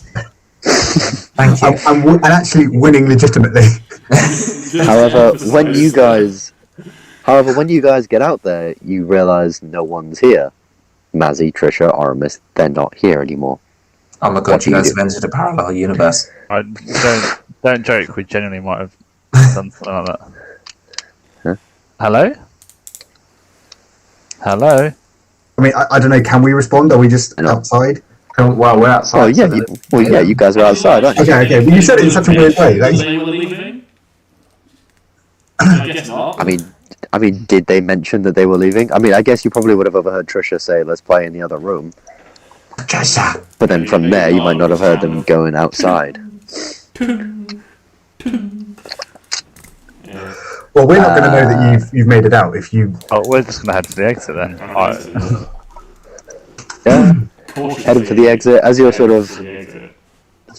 as you're walking out this door here, the door into the temple just slowly sort of crumbles and falls over, and you can see inside these sort of still sort of smouldering, burning cobwebs and rugs Oh and yeah. flags and Leave all that fire. sort of stuff, and these sort of charred remains of all these sort of tiny spiders and stuff. The door to this room here does now seem to be clear of a lot of the rot, as it were, that you can see from what you're looking in. Does seem to have burned off at least the surface. Is there anything else you would like to do in this place, or are you guys done Have a look in and there, no? exiting? Well, we can't do. Nope. We're not here. Oh, fair Nope. point. You fair gone? point. Then you guys are able to leave the watchtower with the job well done. And I think that's probably quite a good time for a quick 5-minute break. And when we get back, we'll continue the adventure. That's mad. I'm so gassed. I'm 4 gold rich. How much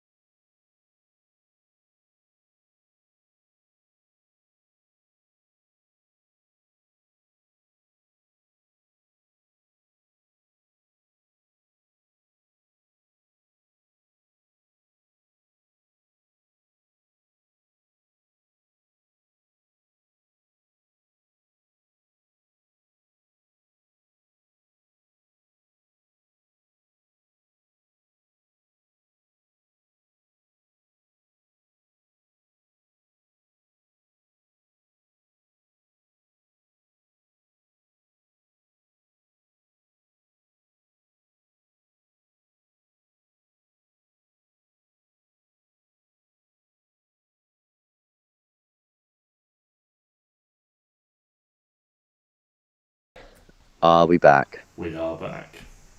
Yay! So we're back. You guys are now stood outside of Watchtower Rock, the Rocksmith Watchtower. It is a beautiful view. If we think that you guys woke up early in the morning to leave, so say you woke up at like 8, took you an hour to walk to the fort, spent half an hour in there, so that's about 9:30. An hour to walk to where you currently are, so it's about 10:30. So you were in there for about maybe an hour, 11:30. But then you got stuck, so that's an extra 2 hours of hammering away at the thing. It's about maybe 1:30 in the afternoon right now. It's a very, very nice day, like I said before, so it's one of those days in the sort of autumn, wintry time where it is sunny and there's not many clouds in the sky, but there is a definite chill blowing throughout the entire place. Like, you can feel the sun slightly being warm, but the sort of blow the wind does not, like, just overwhelms that completely. Trisha, can I ask you a question? Yeah. I thought you were going to go, yes, you may. Yes, no, that's Artemisa. She's the fancy one. Trisha is not fancy. How did you come to be captured by these people? Did you meet them? Yeah, so obviously we went to Fort Hammerstag and we got the job. We were told where they were. We came up. We managed to take out the ones by the door. She looks around, sees the bodies of the drow that you guys had left there. Like, yeah, it seems like they've definitely upped their security from last time. They only had 2 of them out here when we came. And then from there, we went inside, but unfortunately that wizard lady, and them being a lot more of them overwhelmed us. We were more than just the 8 of us that we were now. We were 10. They took out 2 of us. I couldn't understand what they were saying. I unfortunately don't speak Elven, but they wanted to capture us. I don't know what it was. They seemed to torture the 2 guys. They didn't really touch me and Artemisa very much. Do any of your crew speak Elven? The other ones are Dwarven, and they don't really say much, but Artemisa does speak up, and she's like, yeah, I do. I could understand what they were saying. It does seem like they wanted to take us prisoner? Or something along those lines? Take us back to their queen. Or something. Did they say about where the queen was? Just back through the portal, they said. No idea. Get any ideas of the location of the portal? No, they were very, very particular on not letting that up. I think they said that it's in some old ruin. Probably hasn't, been seen or whatever for years. But how is your knowledge of these mountains? Obviously, you've got a temple within them. Do you know of any ruins that might be big enough? I'm guessing it's got to be a sizable fortress to hold if the queen's set up there. Well, let me think now. I'm not the young whippersnapper I once was. Yeah, that's really good. Can you just give me an answer, please? No. I spend a lot of time up on my temple. I don't really care much for the other ruins, that's cool. What do you think of anything? and things like that. I can't think of many ruins around these parts. The doors other than obviously these other watchtowers and things that are around. God, the dwarves up and make these and abandon them quicker than like rabbits. Would I know? Doing what rabbits do. Pardon, sorry? Would I know anything about potential ruins other than just these watchtowers? You can make me a history check to see if you know anything maybe about any ruins around. Yeah, so you're aware of, like Markul said, you're aware that the dwarves do have a lot of these old watchtowers and random things about, and you know that these mountains have had quite a big history in terms of who has ruled Hawksmoor, where Hawksmoor has been. The actual city has moved around once or twice. The old city's being abandoned somewhat. Where they are, you're not quite sure, but you definitely know that. This mountain definitely has quite a big history, and so there are, there's plenty of secrets in and around here that potentially could be found. You maybe know of one or two other places similar to this one, or you know of maybe one old sort of big sort of mausoleum of dwarven sort of warriors and things like that. But otherwise, you might not really know something as grand as, I don't know, holding some temple. Because if you remember Caleb saying that, obviously, Caleb, Mazzy's brother, saying that so these people did once visit, and this was kept secret from the rest of the world. Yeah. And this information was potentially hidden in the library. Yeah, no, I wondered if I had any, if I could make any guesses about ruins, but I guess I don't know that, so that's fine. Yeah, one doesn't spring to mind about a portal, but plenty spring to mind, like plenty of old architectural places and ruins and things like that. Well, it's a shame because we're already here, but I think it sounds like we might have to journey into Hawksmoor to try and get the information we need. We could try and capture one, interrogate it, but I think that's risky, potentially fruitless as well. To know what do the rest of the group think. Obviously, I think Trisha and her company could do with going home. If we come back here tomorrow, I can get one of the bodies to talk to us. However, it would probably not be inclined to tell us anything it didn't want to tell us anyway. So that sounds like a terrible idea. Well, I can speak with the dead. It's just under no obligation to actually tell us the truth, so we might have to trick it into answering our questions, and we only get a few of them. At this point, Trisha sort of speaks up. Have you spoken to Caleb at all? I mean, I know he's a smart ass. Went to that college, worked on extra-dimensional, other planar things. We had a chinwag with Caleb. Do you think he would know, or do you think he'd know where to find the information we're looking for? Your guess is as good as mine. I just figured he's he's like you, but without all the magic and stuff. Sorry, smart and stuff. Magic and stuff.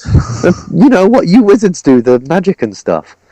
Please, every time I do magic from now on, it's like this. A little bit of lightning for you. A little bit of lightning. Magic missile.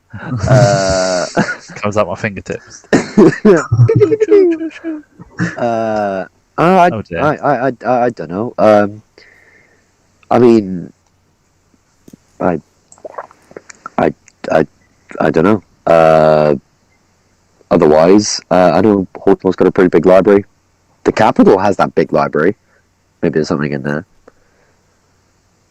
The only Gylndan's got that college as well is obviously one of our party is not particularly welcome there. Yeah, we should do it the other way around. Yeah, Oramis is generally unwelcome in most places. that makes two of our party then.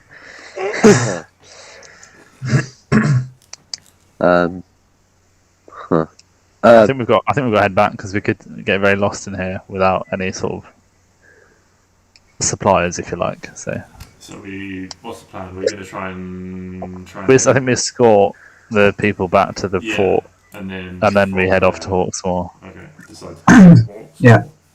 Sounds good. I wanted to go home and make sure Mum's alright as well. Mazzy, you better not have been in my bloody room. Come on, let's go. And at which point you can all begin to head back to Rocksmith Fort. Fort Hammerstag, even. Fort Hammerstag, exactly how you remember it. I remember seeing it this morning. it seems that the two soldiers that were there, the one with the injured leg and the one that taking them there, they are there, sort of waiting at the gate to meet you. He's already had his leg bandaged up and healed. He's got one crutch. It definitely seems like it's going to take a little bit of healing magic to get this thing back to what it was, but he seems okay. They are waiting for you there. They welcome you and they say that the captain is inside. What was his name? It was Captain Troyston. Is he drunk again?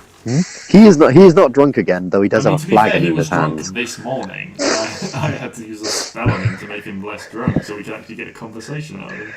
But then if he's sober, he can drink again. You did, and you find it quite funny. So he's sat there, sort of on this. There's a small sort of monument. It's nothing fancy. It just has a lot of sort of old dwarven runes on the front of it. Stuff about strength, honor, things like that. And he sat there with a small flagon of what looks like hot cider, sort of easing his head. He's still quite hungover. You can probably tell he's sort of like rubbing his head. Oh, the dog doesn't mate. You're back. Thank the nines. You're back. Well, actually, I'm going to be very honest. I don't really care that much for you. I had another group prepared to go and get you. Whatever. They're not premium. What? We're the premium service. I'm assuming you took care of the problem? Here's your company. We rescued them. The fort is also now been taken care of as well, so you can. I would recommend sending some men there. It's not the best place to hold. We destabilised it somewhat. Well, I mean, the rock got to it, so I can't imagine it needed much more destabilising. Anyway, I've divvied up the goal of some of the men. What was her name? Trisha and the violin lady. Here you are, and he sort of gives out a small bag of bags of gold to each of them. And as per our agreement, you'll get nothing. And this was who led this negotiation. This was a good negotiation. I believe the rest of you did. The agreement was they all get stuff and you get your sister back, which it seems maybe you have. I'm assuming one of these is your sister. Yeah, fair enough. My sister. So there we are. The fort is all cleared out, yeah? Yes. Nothing lives apart from rot. Yeah. Cool. And none of you touched that stuff, right? Well, I don't think so. My ball Oramis, that's it. Not pat himself down. No, I don't know. I don't think so. Captain, I've got this for you. I'm going to reach into the bag of holding, and I'm going to pull out one of the modded crossbows I picked up. Oh, okay. This might be something you can deconstruct and replicate. Interesting. It's one of the weapons used against us. It was surprisingly quiet. Yeah, modded the string. Doesn't look like... What the fuck is the string made of? We'll get someone to have a look at it. Thank you very much. Sort of pass it over to one of his men, and one of his men ends up walking off with it back to the sort of blacksmith who you can see in the corner is sort of whittling away at making some arrows, or at least the tips for some arrows anyway. Good working with you, gentlemen. Since this morning some peddlers came by and mentioned some exploits of people matching your description. Some about some tower. I don't know. Anyway, good working with you, gentlemen. About the tower? If you ever Goodbye, Troyston. I'm gonna grab Oramis by his shirt sleeve. Come on. Cool. Takes another He doesn't know about the tower. How does he not know about the tower? It's literally all over. I share your opinion. Don't get how he doesn't know about the tower. It's pretty big news, but gotta go, man. It's kind of important. They're in their own world here in Hawksbill. Only release demons all over Ambyr. I mean, is that all? Yeah. But on that note, you can leave. As you are leaving, two of these soldiers, the one with the injured leg and the one who sort of left with him, come up to you like, I don't really feel like we did the job very well, so here, you take our share. They hand you over their 2 bags of gold, which inside them each No, have. not taking that, everyone. Aramis takes them. Not taking that. I'm gonna physically restrain Oramis and tell them to keep it and to look after themselves, because especially one with the injured leg, that leg is gonna take some time to heal.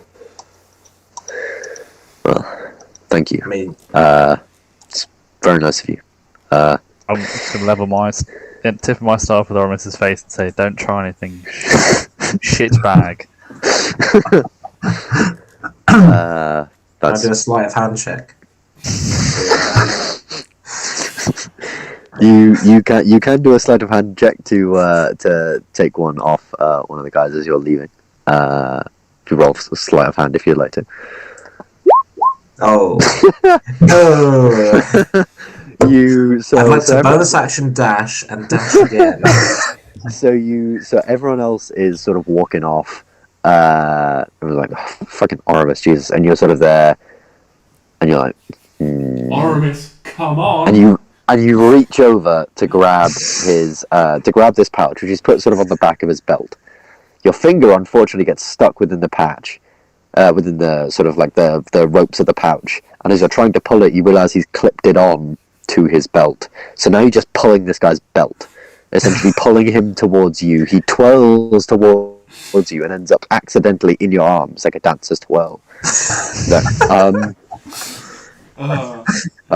I plant? And made quite the commotion. Can I properly grandmother style grab Oramis by the ear and just start dragging him away? Because also I'm a foot and a half shorter than him, so he's having to bend down as I drag him away. I was gonna plant a kiss on this guy's cheek. But in Rome, to be fair. You plant a kiss on this guy's cheek, and he does blush a little bit. All right. You just got to style it out.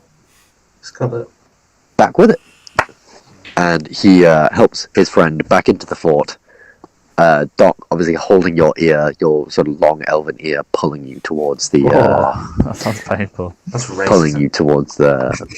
So you should have got you lower down the party. That's not racism.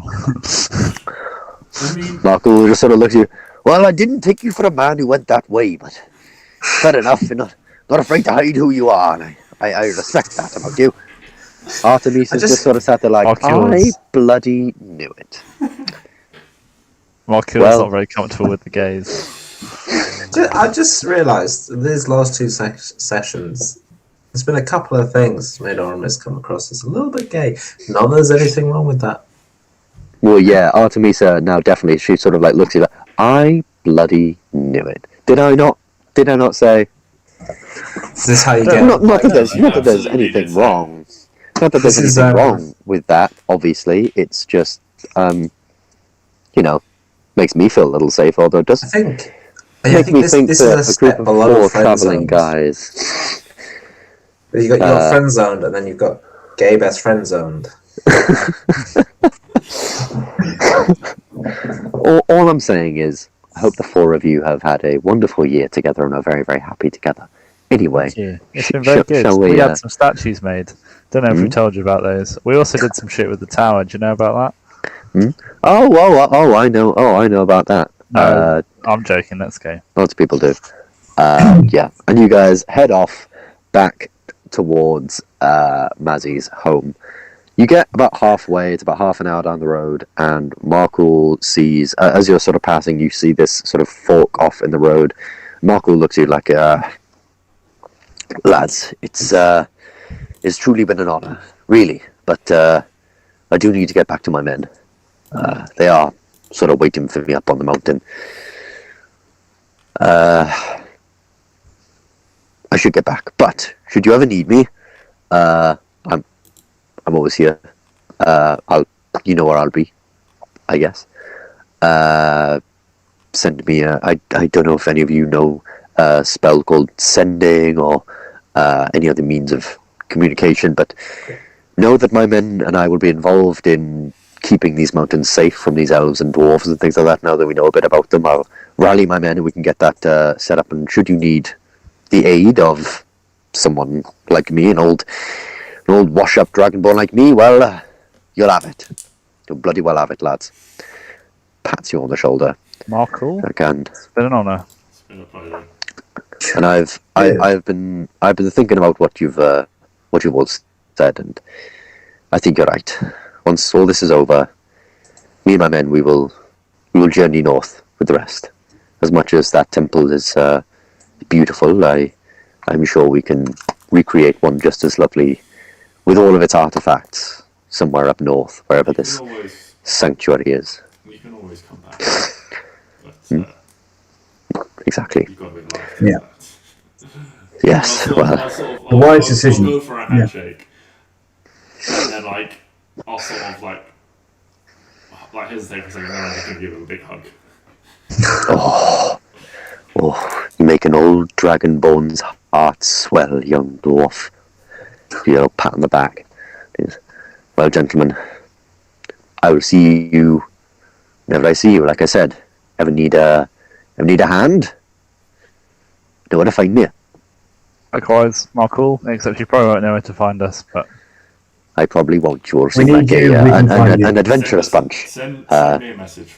And we'll Exactly. find Exactly. Ta-da.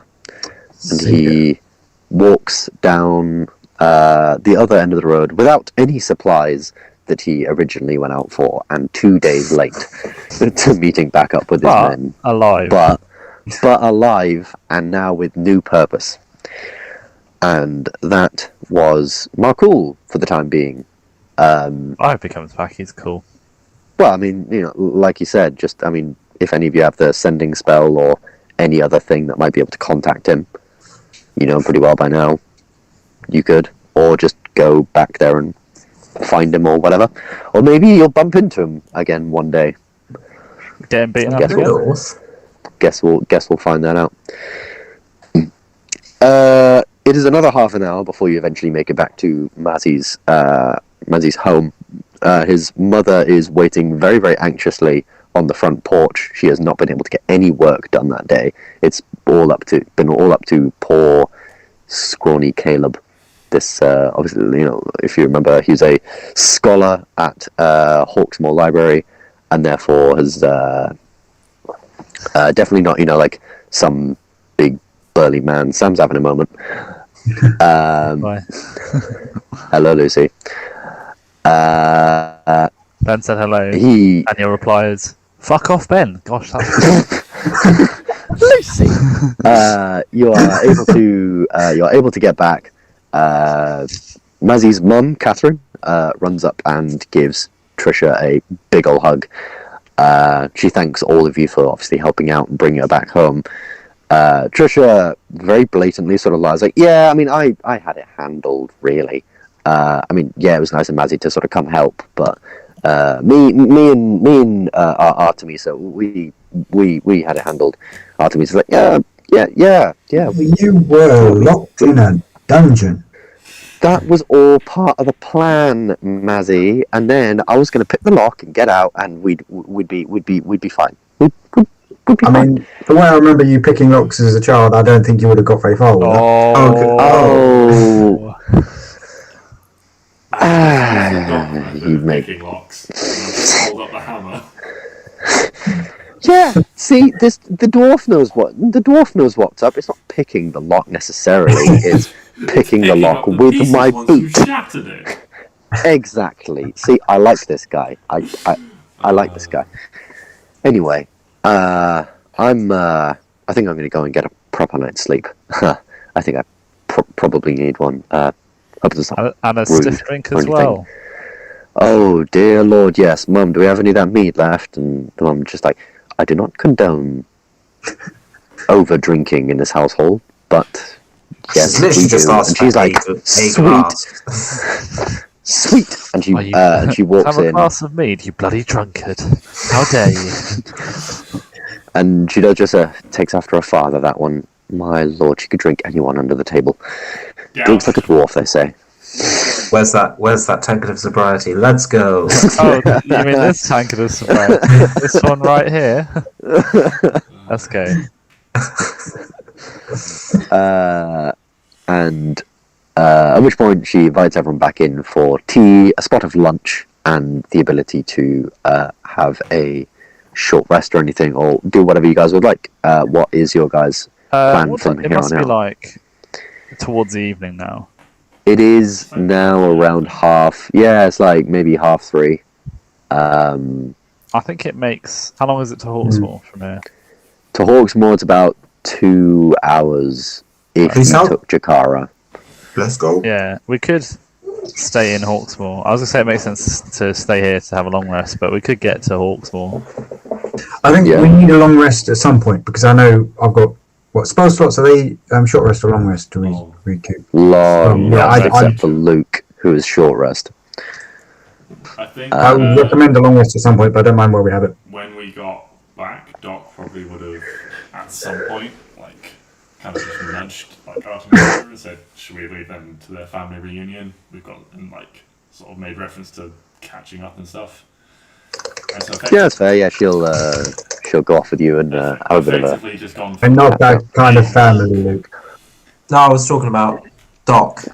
Okay. effectively just gone for a Good. walk and spent probably a couple of hours just catching Yeah, up, so 10 years worth of yes, you find out that she obviously after I think I've mentioned some bits of this, but you find out that she after you left, she didn't really see much point in staying. She wasn't really interested in the whole doctor thing anymore with everything that had happened, and she did always have a passion for music. So she decided to leave. Went off to Inksworth and went to the Bard's College. She picked up the violin and has been a performer ever since. She is somewhat known throughout some of the taverns and inns in Inksworth for being a regular performer there, except until recently when obviously things in Ambyr had been going shit and she was sort of realising that she could be a lot more help elsewhere. And she also briefly did go and have a look around for you, but obviously with you being, this would have been about last year, so around the time of campaign 1, she did briefly sort of get up and decide, okay, it's probably time I go find Doc, see how he's doing, but not really knowing where you were. So she initially went back to Hawksmoor and then realised, oh no, wait, you've still got the scar.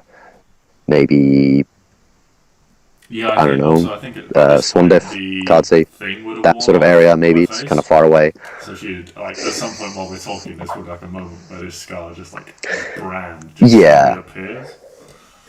Yeah, she definitely sort of makes note of that and stuff like that. But and she's currently, so her sort of main thing is obviously helping out and trying to figure out.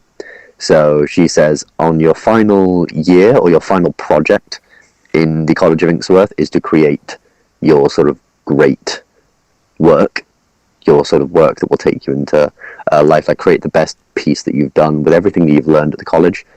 And for some people, that's fine. They just, and the thing is about that is it's not marked. It's like, it's just a sort of thing. It's a thing about sort of like how good you think you are and how good a thing you think you can make. So it's not really marked by anyone. It's just it's a personal thing. Obviously, people listen to it, and if it's like super bad, then obviously it'll fail. So it does have to be up to some quality. But like some bards just make the first piece that comes to their head. It's pretty good. They're like, all right, cool. Some bards spend years. Like some don't even create this piece before they die. It's definitely this big thing. That's sort of what she's trying to do now with a lot of this sort of mercenary stuff and adventuring stuff. Is trying to find this story to create this work on, I guess. And this is her graduate bard college or something? Yeah, it's sort of it's a sort of like she's technically completed it. Like by this point, you've technically completed. You've just got this one thing left to do, I guess. but it's the sort of thing where like you don't have to go into college for this. You know, you are technically. Yeah. It's the sort of thing. Is like, okay, now it's up to you to create this thing. Once you've made it, come back to us, and we'll either give you a certificate and say you've done it, or if it's really, really bad, then you'll fail, and we'll just tell you, okay, go out and make something better. We didn't teach you that badly. Yeah, so that's sort of her purpose at the minute. Yeah, and you have a nice little chin wag about all that stuff.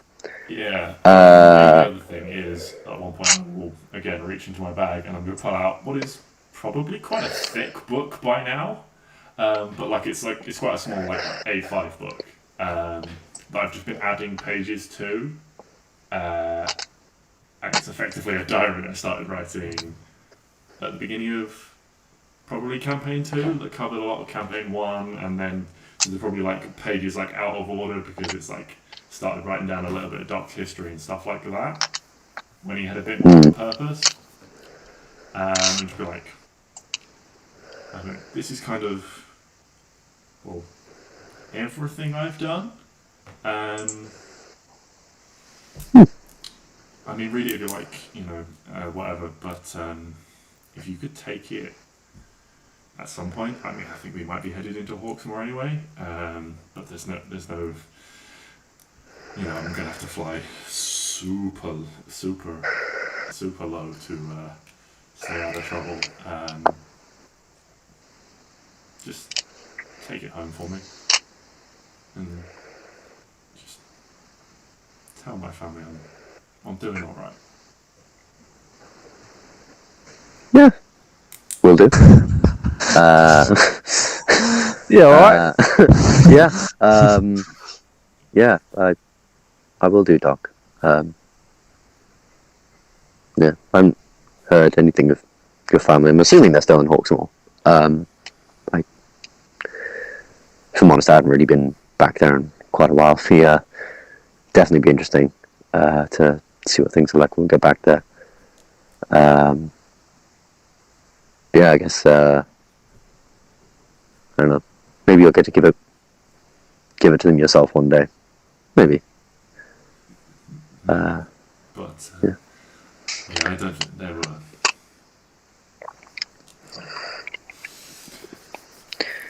they were ashamed, so I don't see them coming for me anytime soon. That's fair. Quite traditional and all that. I mean, yeah. We don't have to then, but I'll just double check. I think I've gone through my notes. I think Caleb already said, but I'll just double check with him where to find out information about this gateway.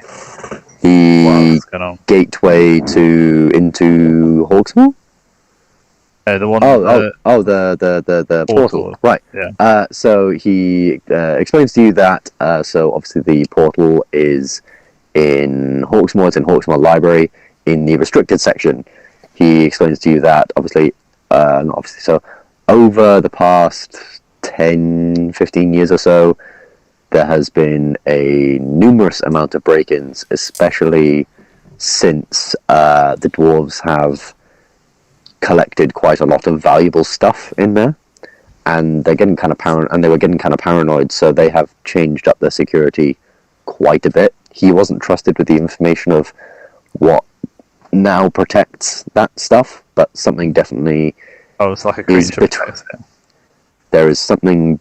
Yeah, there is definitely something between the entrance to the restricted section and the section itself. He has no inkling what that is. He has no inkling what that is. He knows where the entrance is, but he was basically told if he ever goes in there, they're going to kill him, or whatever's inside there's going to kill him first. Okay. What sort of people is it he'll got? gladly Is it just like warriors, or is there some sort of magical presence as well? No, so in the library, it's just a lot of librarians. Outside the library, there is a couple of sort of guards and warriors, and maybe they'll walk about the halls every now and again. But the dwarves, I mean, most dwarves at least carry a little axe with them or something like that. So, they're they're hardy people. They can protect themselves. Definitely so. The security is okay. So we should be able to get in there. I have keys, so I can get us in there when it's quite quiet. Obviously, as much as I appreciate everything that you're doing and everything, but I really don't want to lose my job over this. You don't have to come with us, Caleb. I completely understand if you know.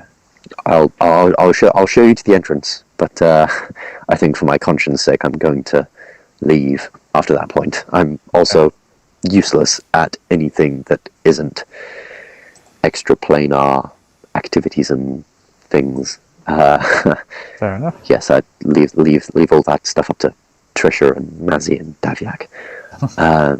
What a fearsome trio that is. Yeah. Is Trisha coming along with us? Or? Trisha will stay, but Artemisa will come along. Okay. So Trisha sort of explains that she is going to spend the day resting, and then tomorrow get back up, find another group, and go back, because obviously this might not necessarily be the only tower, watchtower or old ruin or something that these elves are hiding in, and they're doing a lot of damage, and she wants to see them gone.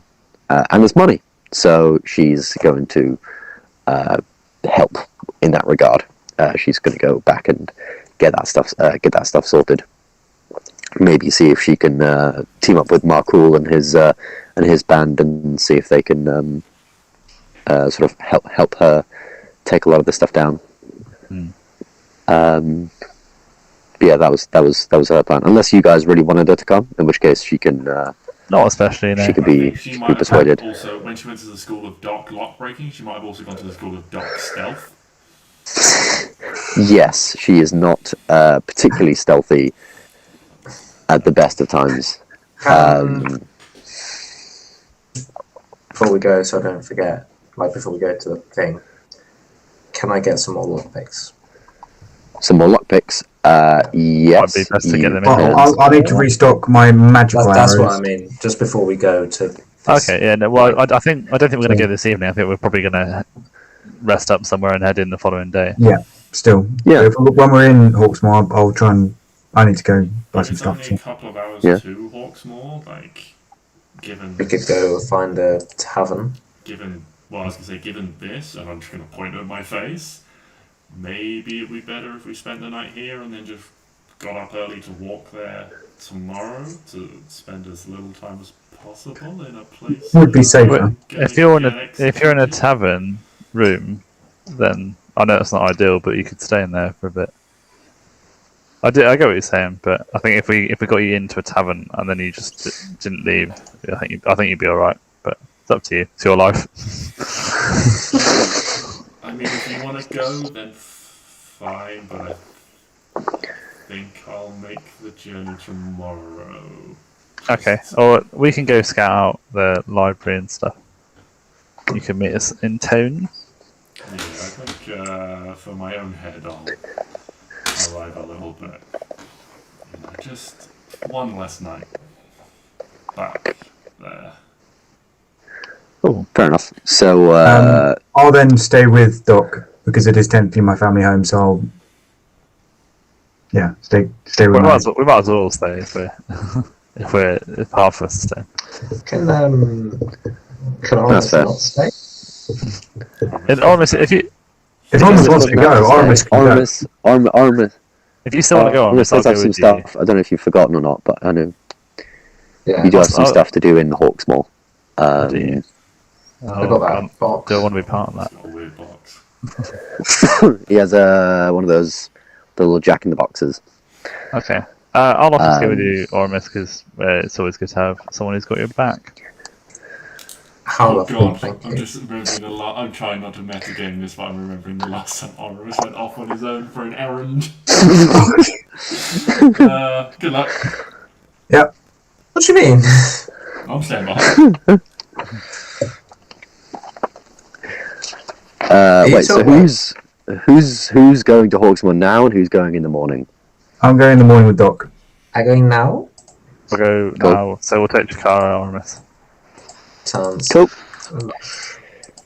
And Doug staying. Okay, so for those of you that are staying, you spend a nice sort of quiet night. You have a quite big meal that your mum has been preparing. She expected you all to stay the night, but obviously if some of you want to leave, that's perfectly fine. She'll have the rest of you sort of bring it as some lunch tomorrow or something, like sandwiches, she says.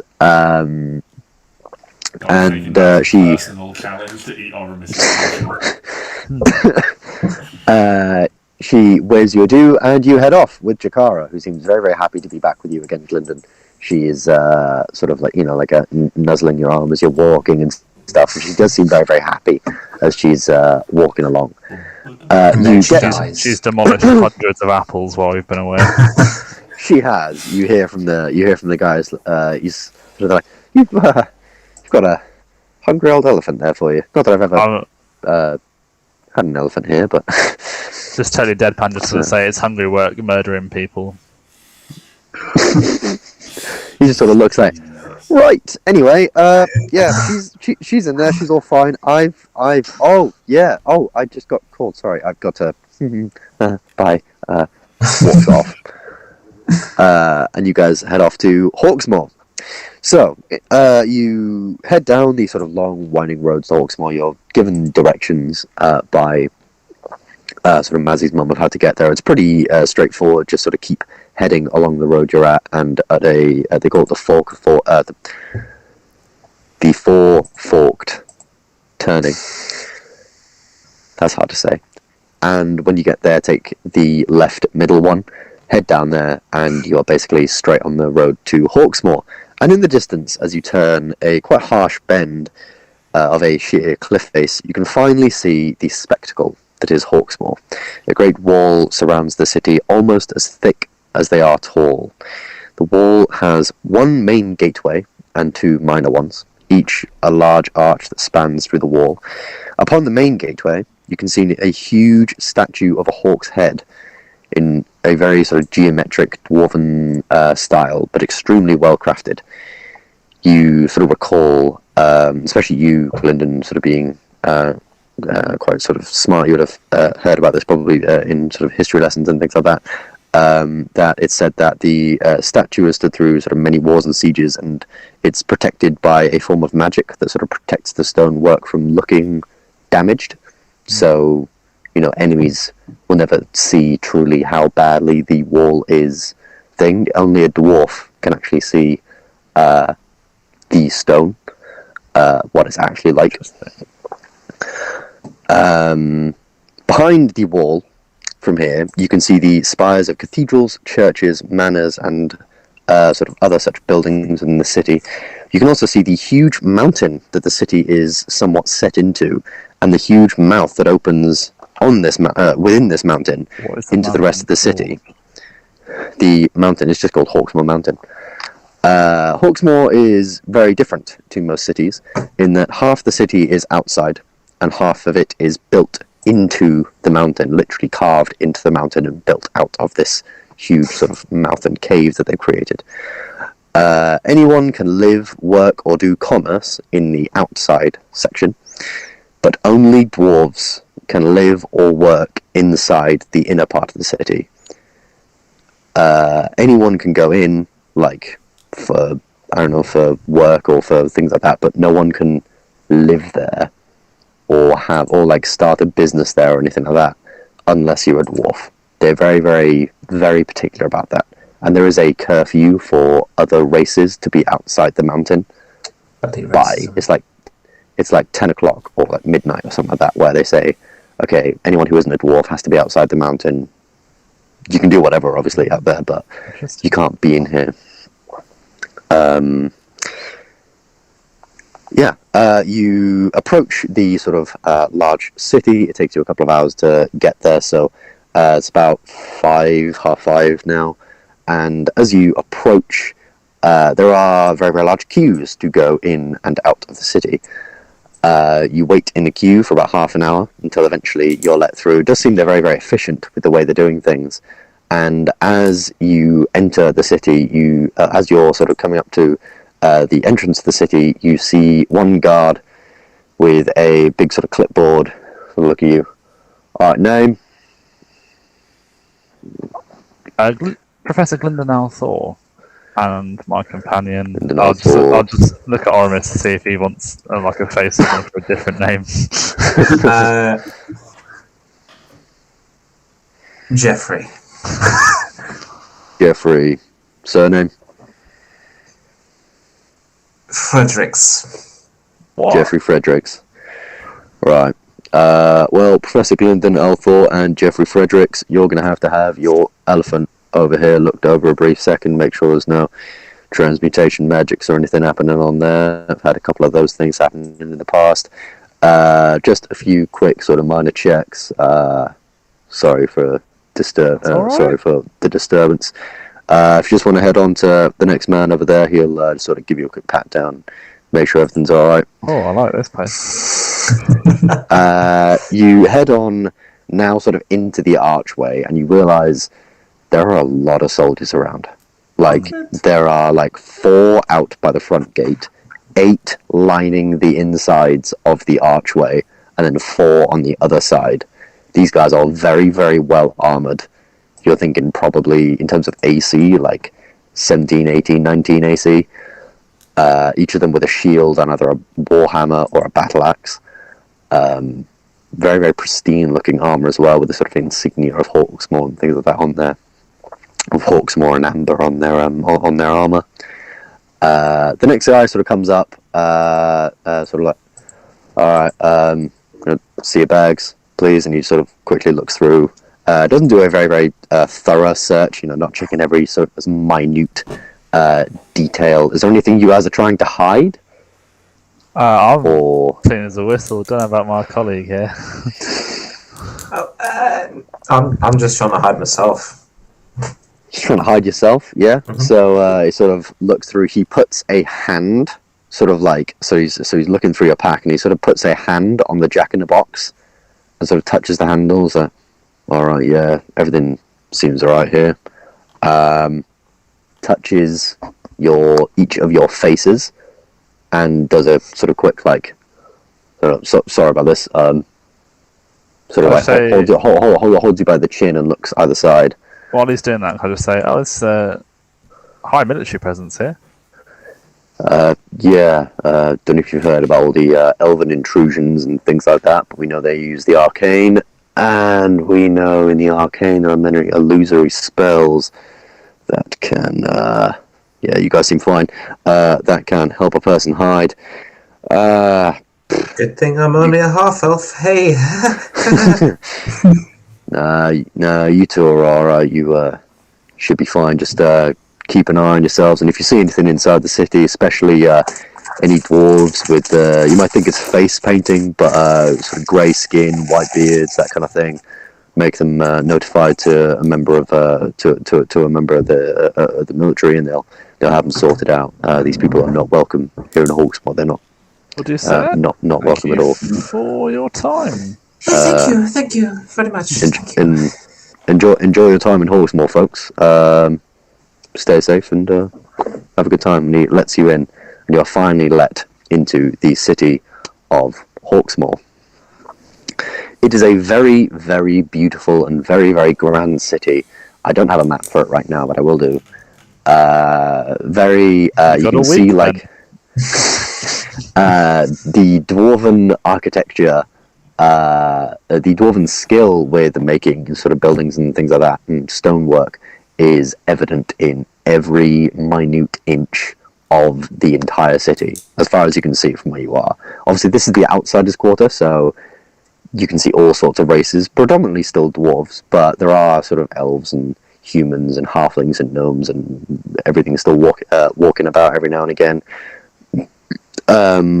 Seems Mars, the god of war, god of dwarves, god of challenges and things like that, has a strong presence here for obvious reasons. You can see a lot of sort of small shrines to him, and a lot of churches every now and again. He is to these dwarves on a very similar level to Pelor and Frey, the sort of mother and father of the gods, and you're able to sort of walk through. Was there anything you were going to do immediately right now? I think I'll just immediately go for a tavern unless you had any other ideas, Oramis. Somewhere to dump. You know, you were told where this guy lives to take this box to. Can we just go and check it out? Not going to actually give it to him yet, but just go and like find his place so I know where it is. Are you going to tell me about that, or am I going to think we're just going to find a tavern and you're like, no, not yes. that one? Yes, that's what's wrong with that one? It's a perfectly good tavern. No, we got to keep going this way. Yeah, that's exactly what's happening. Fuck's sake. So you head down a road that leads into a bit more of a suburban, down a bit more of a, not suburban, a bit more of a urban route. It's the streets are a little narrower. The architecture here is a lot more simple, still very, very nice and very, very well made, but a little more simple, a little more affordable, I guess. The houses are a lot smaller, a lot thinner. They go up rather than sort of out. And you do sort of make it past a place. It has a very, very small sort of front garden. It doesn't look very big, maybe like two stories. Yeah, it's a pretty small, pretty standard house. You can see many people around you. This is about the time where a lot of people are coming back from work, so you can see men with sort of mining picks on their arms, and soldiers and things like that coming back from work, merchants and things like that. So this is about the sort of level of thing you're looking at here. So yeah, that's about you can see this guy's house. You don't see him. The curtains are shut in his house. The doors obviously very heavily locked and things like that. And you walk by. Go find a feckin' tavern now, Oramis. We've passed at least 5 good ones. I don't know how I want to play this. Can I write a note in Thieves' Cant? Yes. Saying, seek Geoffrey Fredericks. Seek Geoffrey Fredericks. We're going to find an inn, and I'm going to say the name of the tavern, rather. 2 inns that you've seen that are very, very nice, or at least that would suit your needs, rather, are the Dancing Dwemer, which look like a very, very lively, very spirited tavern. Even for like the time of day you are going there, seems like a band's playing, people are dancing. Or the In and Out Inn, another quite Not sort of going there. a little bit less, a little bit less lively, but a place that seems definitely like an ale house, a place where people who are very, very much into their ale and the finest types of it would go and have their sort of thing. There are other smaller ones as well. The Dancing Dwemer. That sounds quite good. Seek Geoffrey Fredericks of a Dancing Dwemer. Cool. Yeah. So have you chosen in your mind that we're going to stay at the Dwemer so you can write that on the note? Yes. And then you're going to tell me that we're going to the Dwemer, and I'll be like, that was right near the gate, you twat. I wanted to get a view, see what it was about. I hate you so much. That's funny. Yeah, so you leave the note, you sort of you slide it under the thing, and you head off to the Dancing Dwemer. Is there anything else anyone would like to do at the minute? Or are you happy to call it a night there? As in a night in the game, or a night in D&D. Could also call it a night there as well and pick up next week. If that's alright, yeah. Oh, I can't see how I get into this fucking city. That's going to be military presence. Can't wait to walk in blind to this tomorrow. How many more red glasses do you have? 2. However, 10, you're like my son? This might be the first good chance to use the switching gloves. Oh. What do they do? Is one of you already wearing it? Yeah, me and Mazzy have one each. What's the distance on it? Because if we could find somewhere where basically we don't want Doc anywhere near that entranceway because he's just fucked. The distance on it. I kind of fancy a prison break though. I don't fancy going to prison and potentially getting executed. I don't think he's going to prison, Luke. Yeah, I'll tell you what. You know that The distance on it is about a mile. JJ goes to prison with the ring, This and then because Oramis wants a prison bake, when JJ's in prison, he puts the ring on, he's free, and Oramis is in prison. There we go. See, what I'm thinking is, you know that go to bit. prison instead of me. Well, see, what I'm thinking is, you know that bit in Pirates of the Caribbean where they're about to hang Jack Sparrow. Yeah, that's what we're gonna do, Doc. Oh, as they pull you. the trapdoor, you're gonna throw a sword for me to balance on. Yes. Or I may miss. It depends on the roll. See, the thing I pictured was Oramis throwing it, and then it's just a disaster because he's thrown it for a human's legs, and so Doc's just hung anyway. And then like they're all just like sitting around afterwards, and I was like, I forgot he was a dwarf. And so That'd be such a dark scene. Little legs kicking, and there is just this shadow blade just sticking out. That would be so like a good dark. Foot below his legs. That would be so dark. Oh my god. I mean, Doc, you're a pretty chunky boy. What are you trying to say? I'm saying, as soon as they open the trapdoor, you probably snap the rope. I don't think they'd hang me in my armor. I think they use chain. But yes, was it a mile on the gloves? Well, about a kilometer. Yeah, I think I that's didn't think it was gloves. I thought it was a ring or a bracelet. It's a bracelet. So one of you as a bonus action taps it, the other one as a reaction taps it. Yeah, we just have to think of a way to get that idea to those two. Oh, so he has to think it at the same time. Yeah. So we can't just be on the other side of the city. And I mean, you could just feel. So you feel, so you can you can feel that the other person wants to swap. At which point you can then use your reaction to tap it, I think and then you swap. That's the way in, I think. But I mean, if they've got a magical enchanted wall, do you not think there's any chance that there might be something that will stop magic in and out of the city? I don't think so. Because that's a huge. To do it across the whole city is a huge undertaking, really. Also, if they had something like that, I think it would have stopped any disguise magic, and he actually manually checked disguise magic. I reckon, as you're now in the city, you could look for a place around the outside which doesn't look as heavily guarded or as magically empowered. I don't know. When I'm in, I should be alright. Yeah, it's just getting past that checkpoint. Yeah, and as you use a different name, Oramis, you can get in. You can get in as Oramis. Well, yeah. To be fair, I'm thinking that I may, in the tavern, say I'm Oramis, so that I can sit there and wait for someone to say Jeffrey Fredericks, and that no one knows who that is. That's a sensible idea, yeah. And there was me thinking I was going to pretend to be Whittlewood. Oh, that'd be fun. Do you have to see each other for the bracelets to wear, Ben? No, you just use your action tap. There we go. Because I based it off these things that I put in the Discord chat, but I changed them a fair bit since that because I realised that's not very good. Well, that'll be. To be fair, I hadn't considered using that as genius.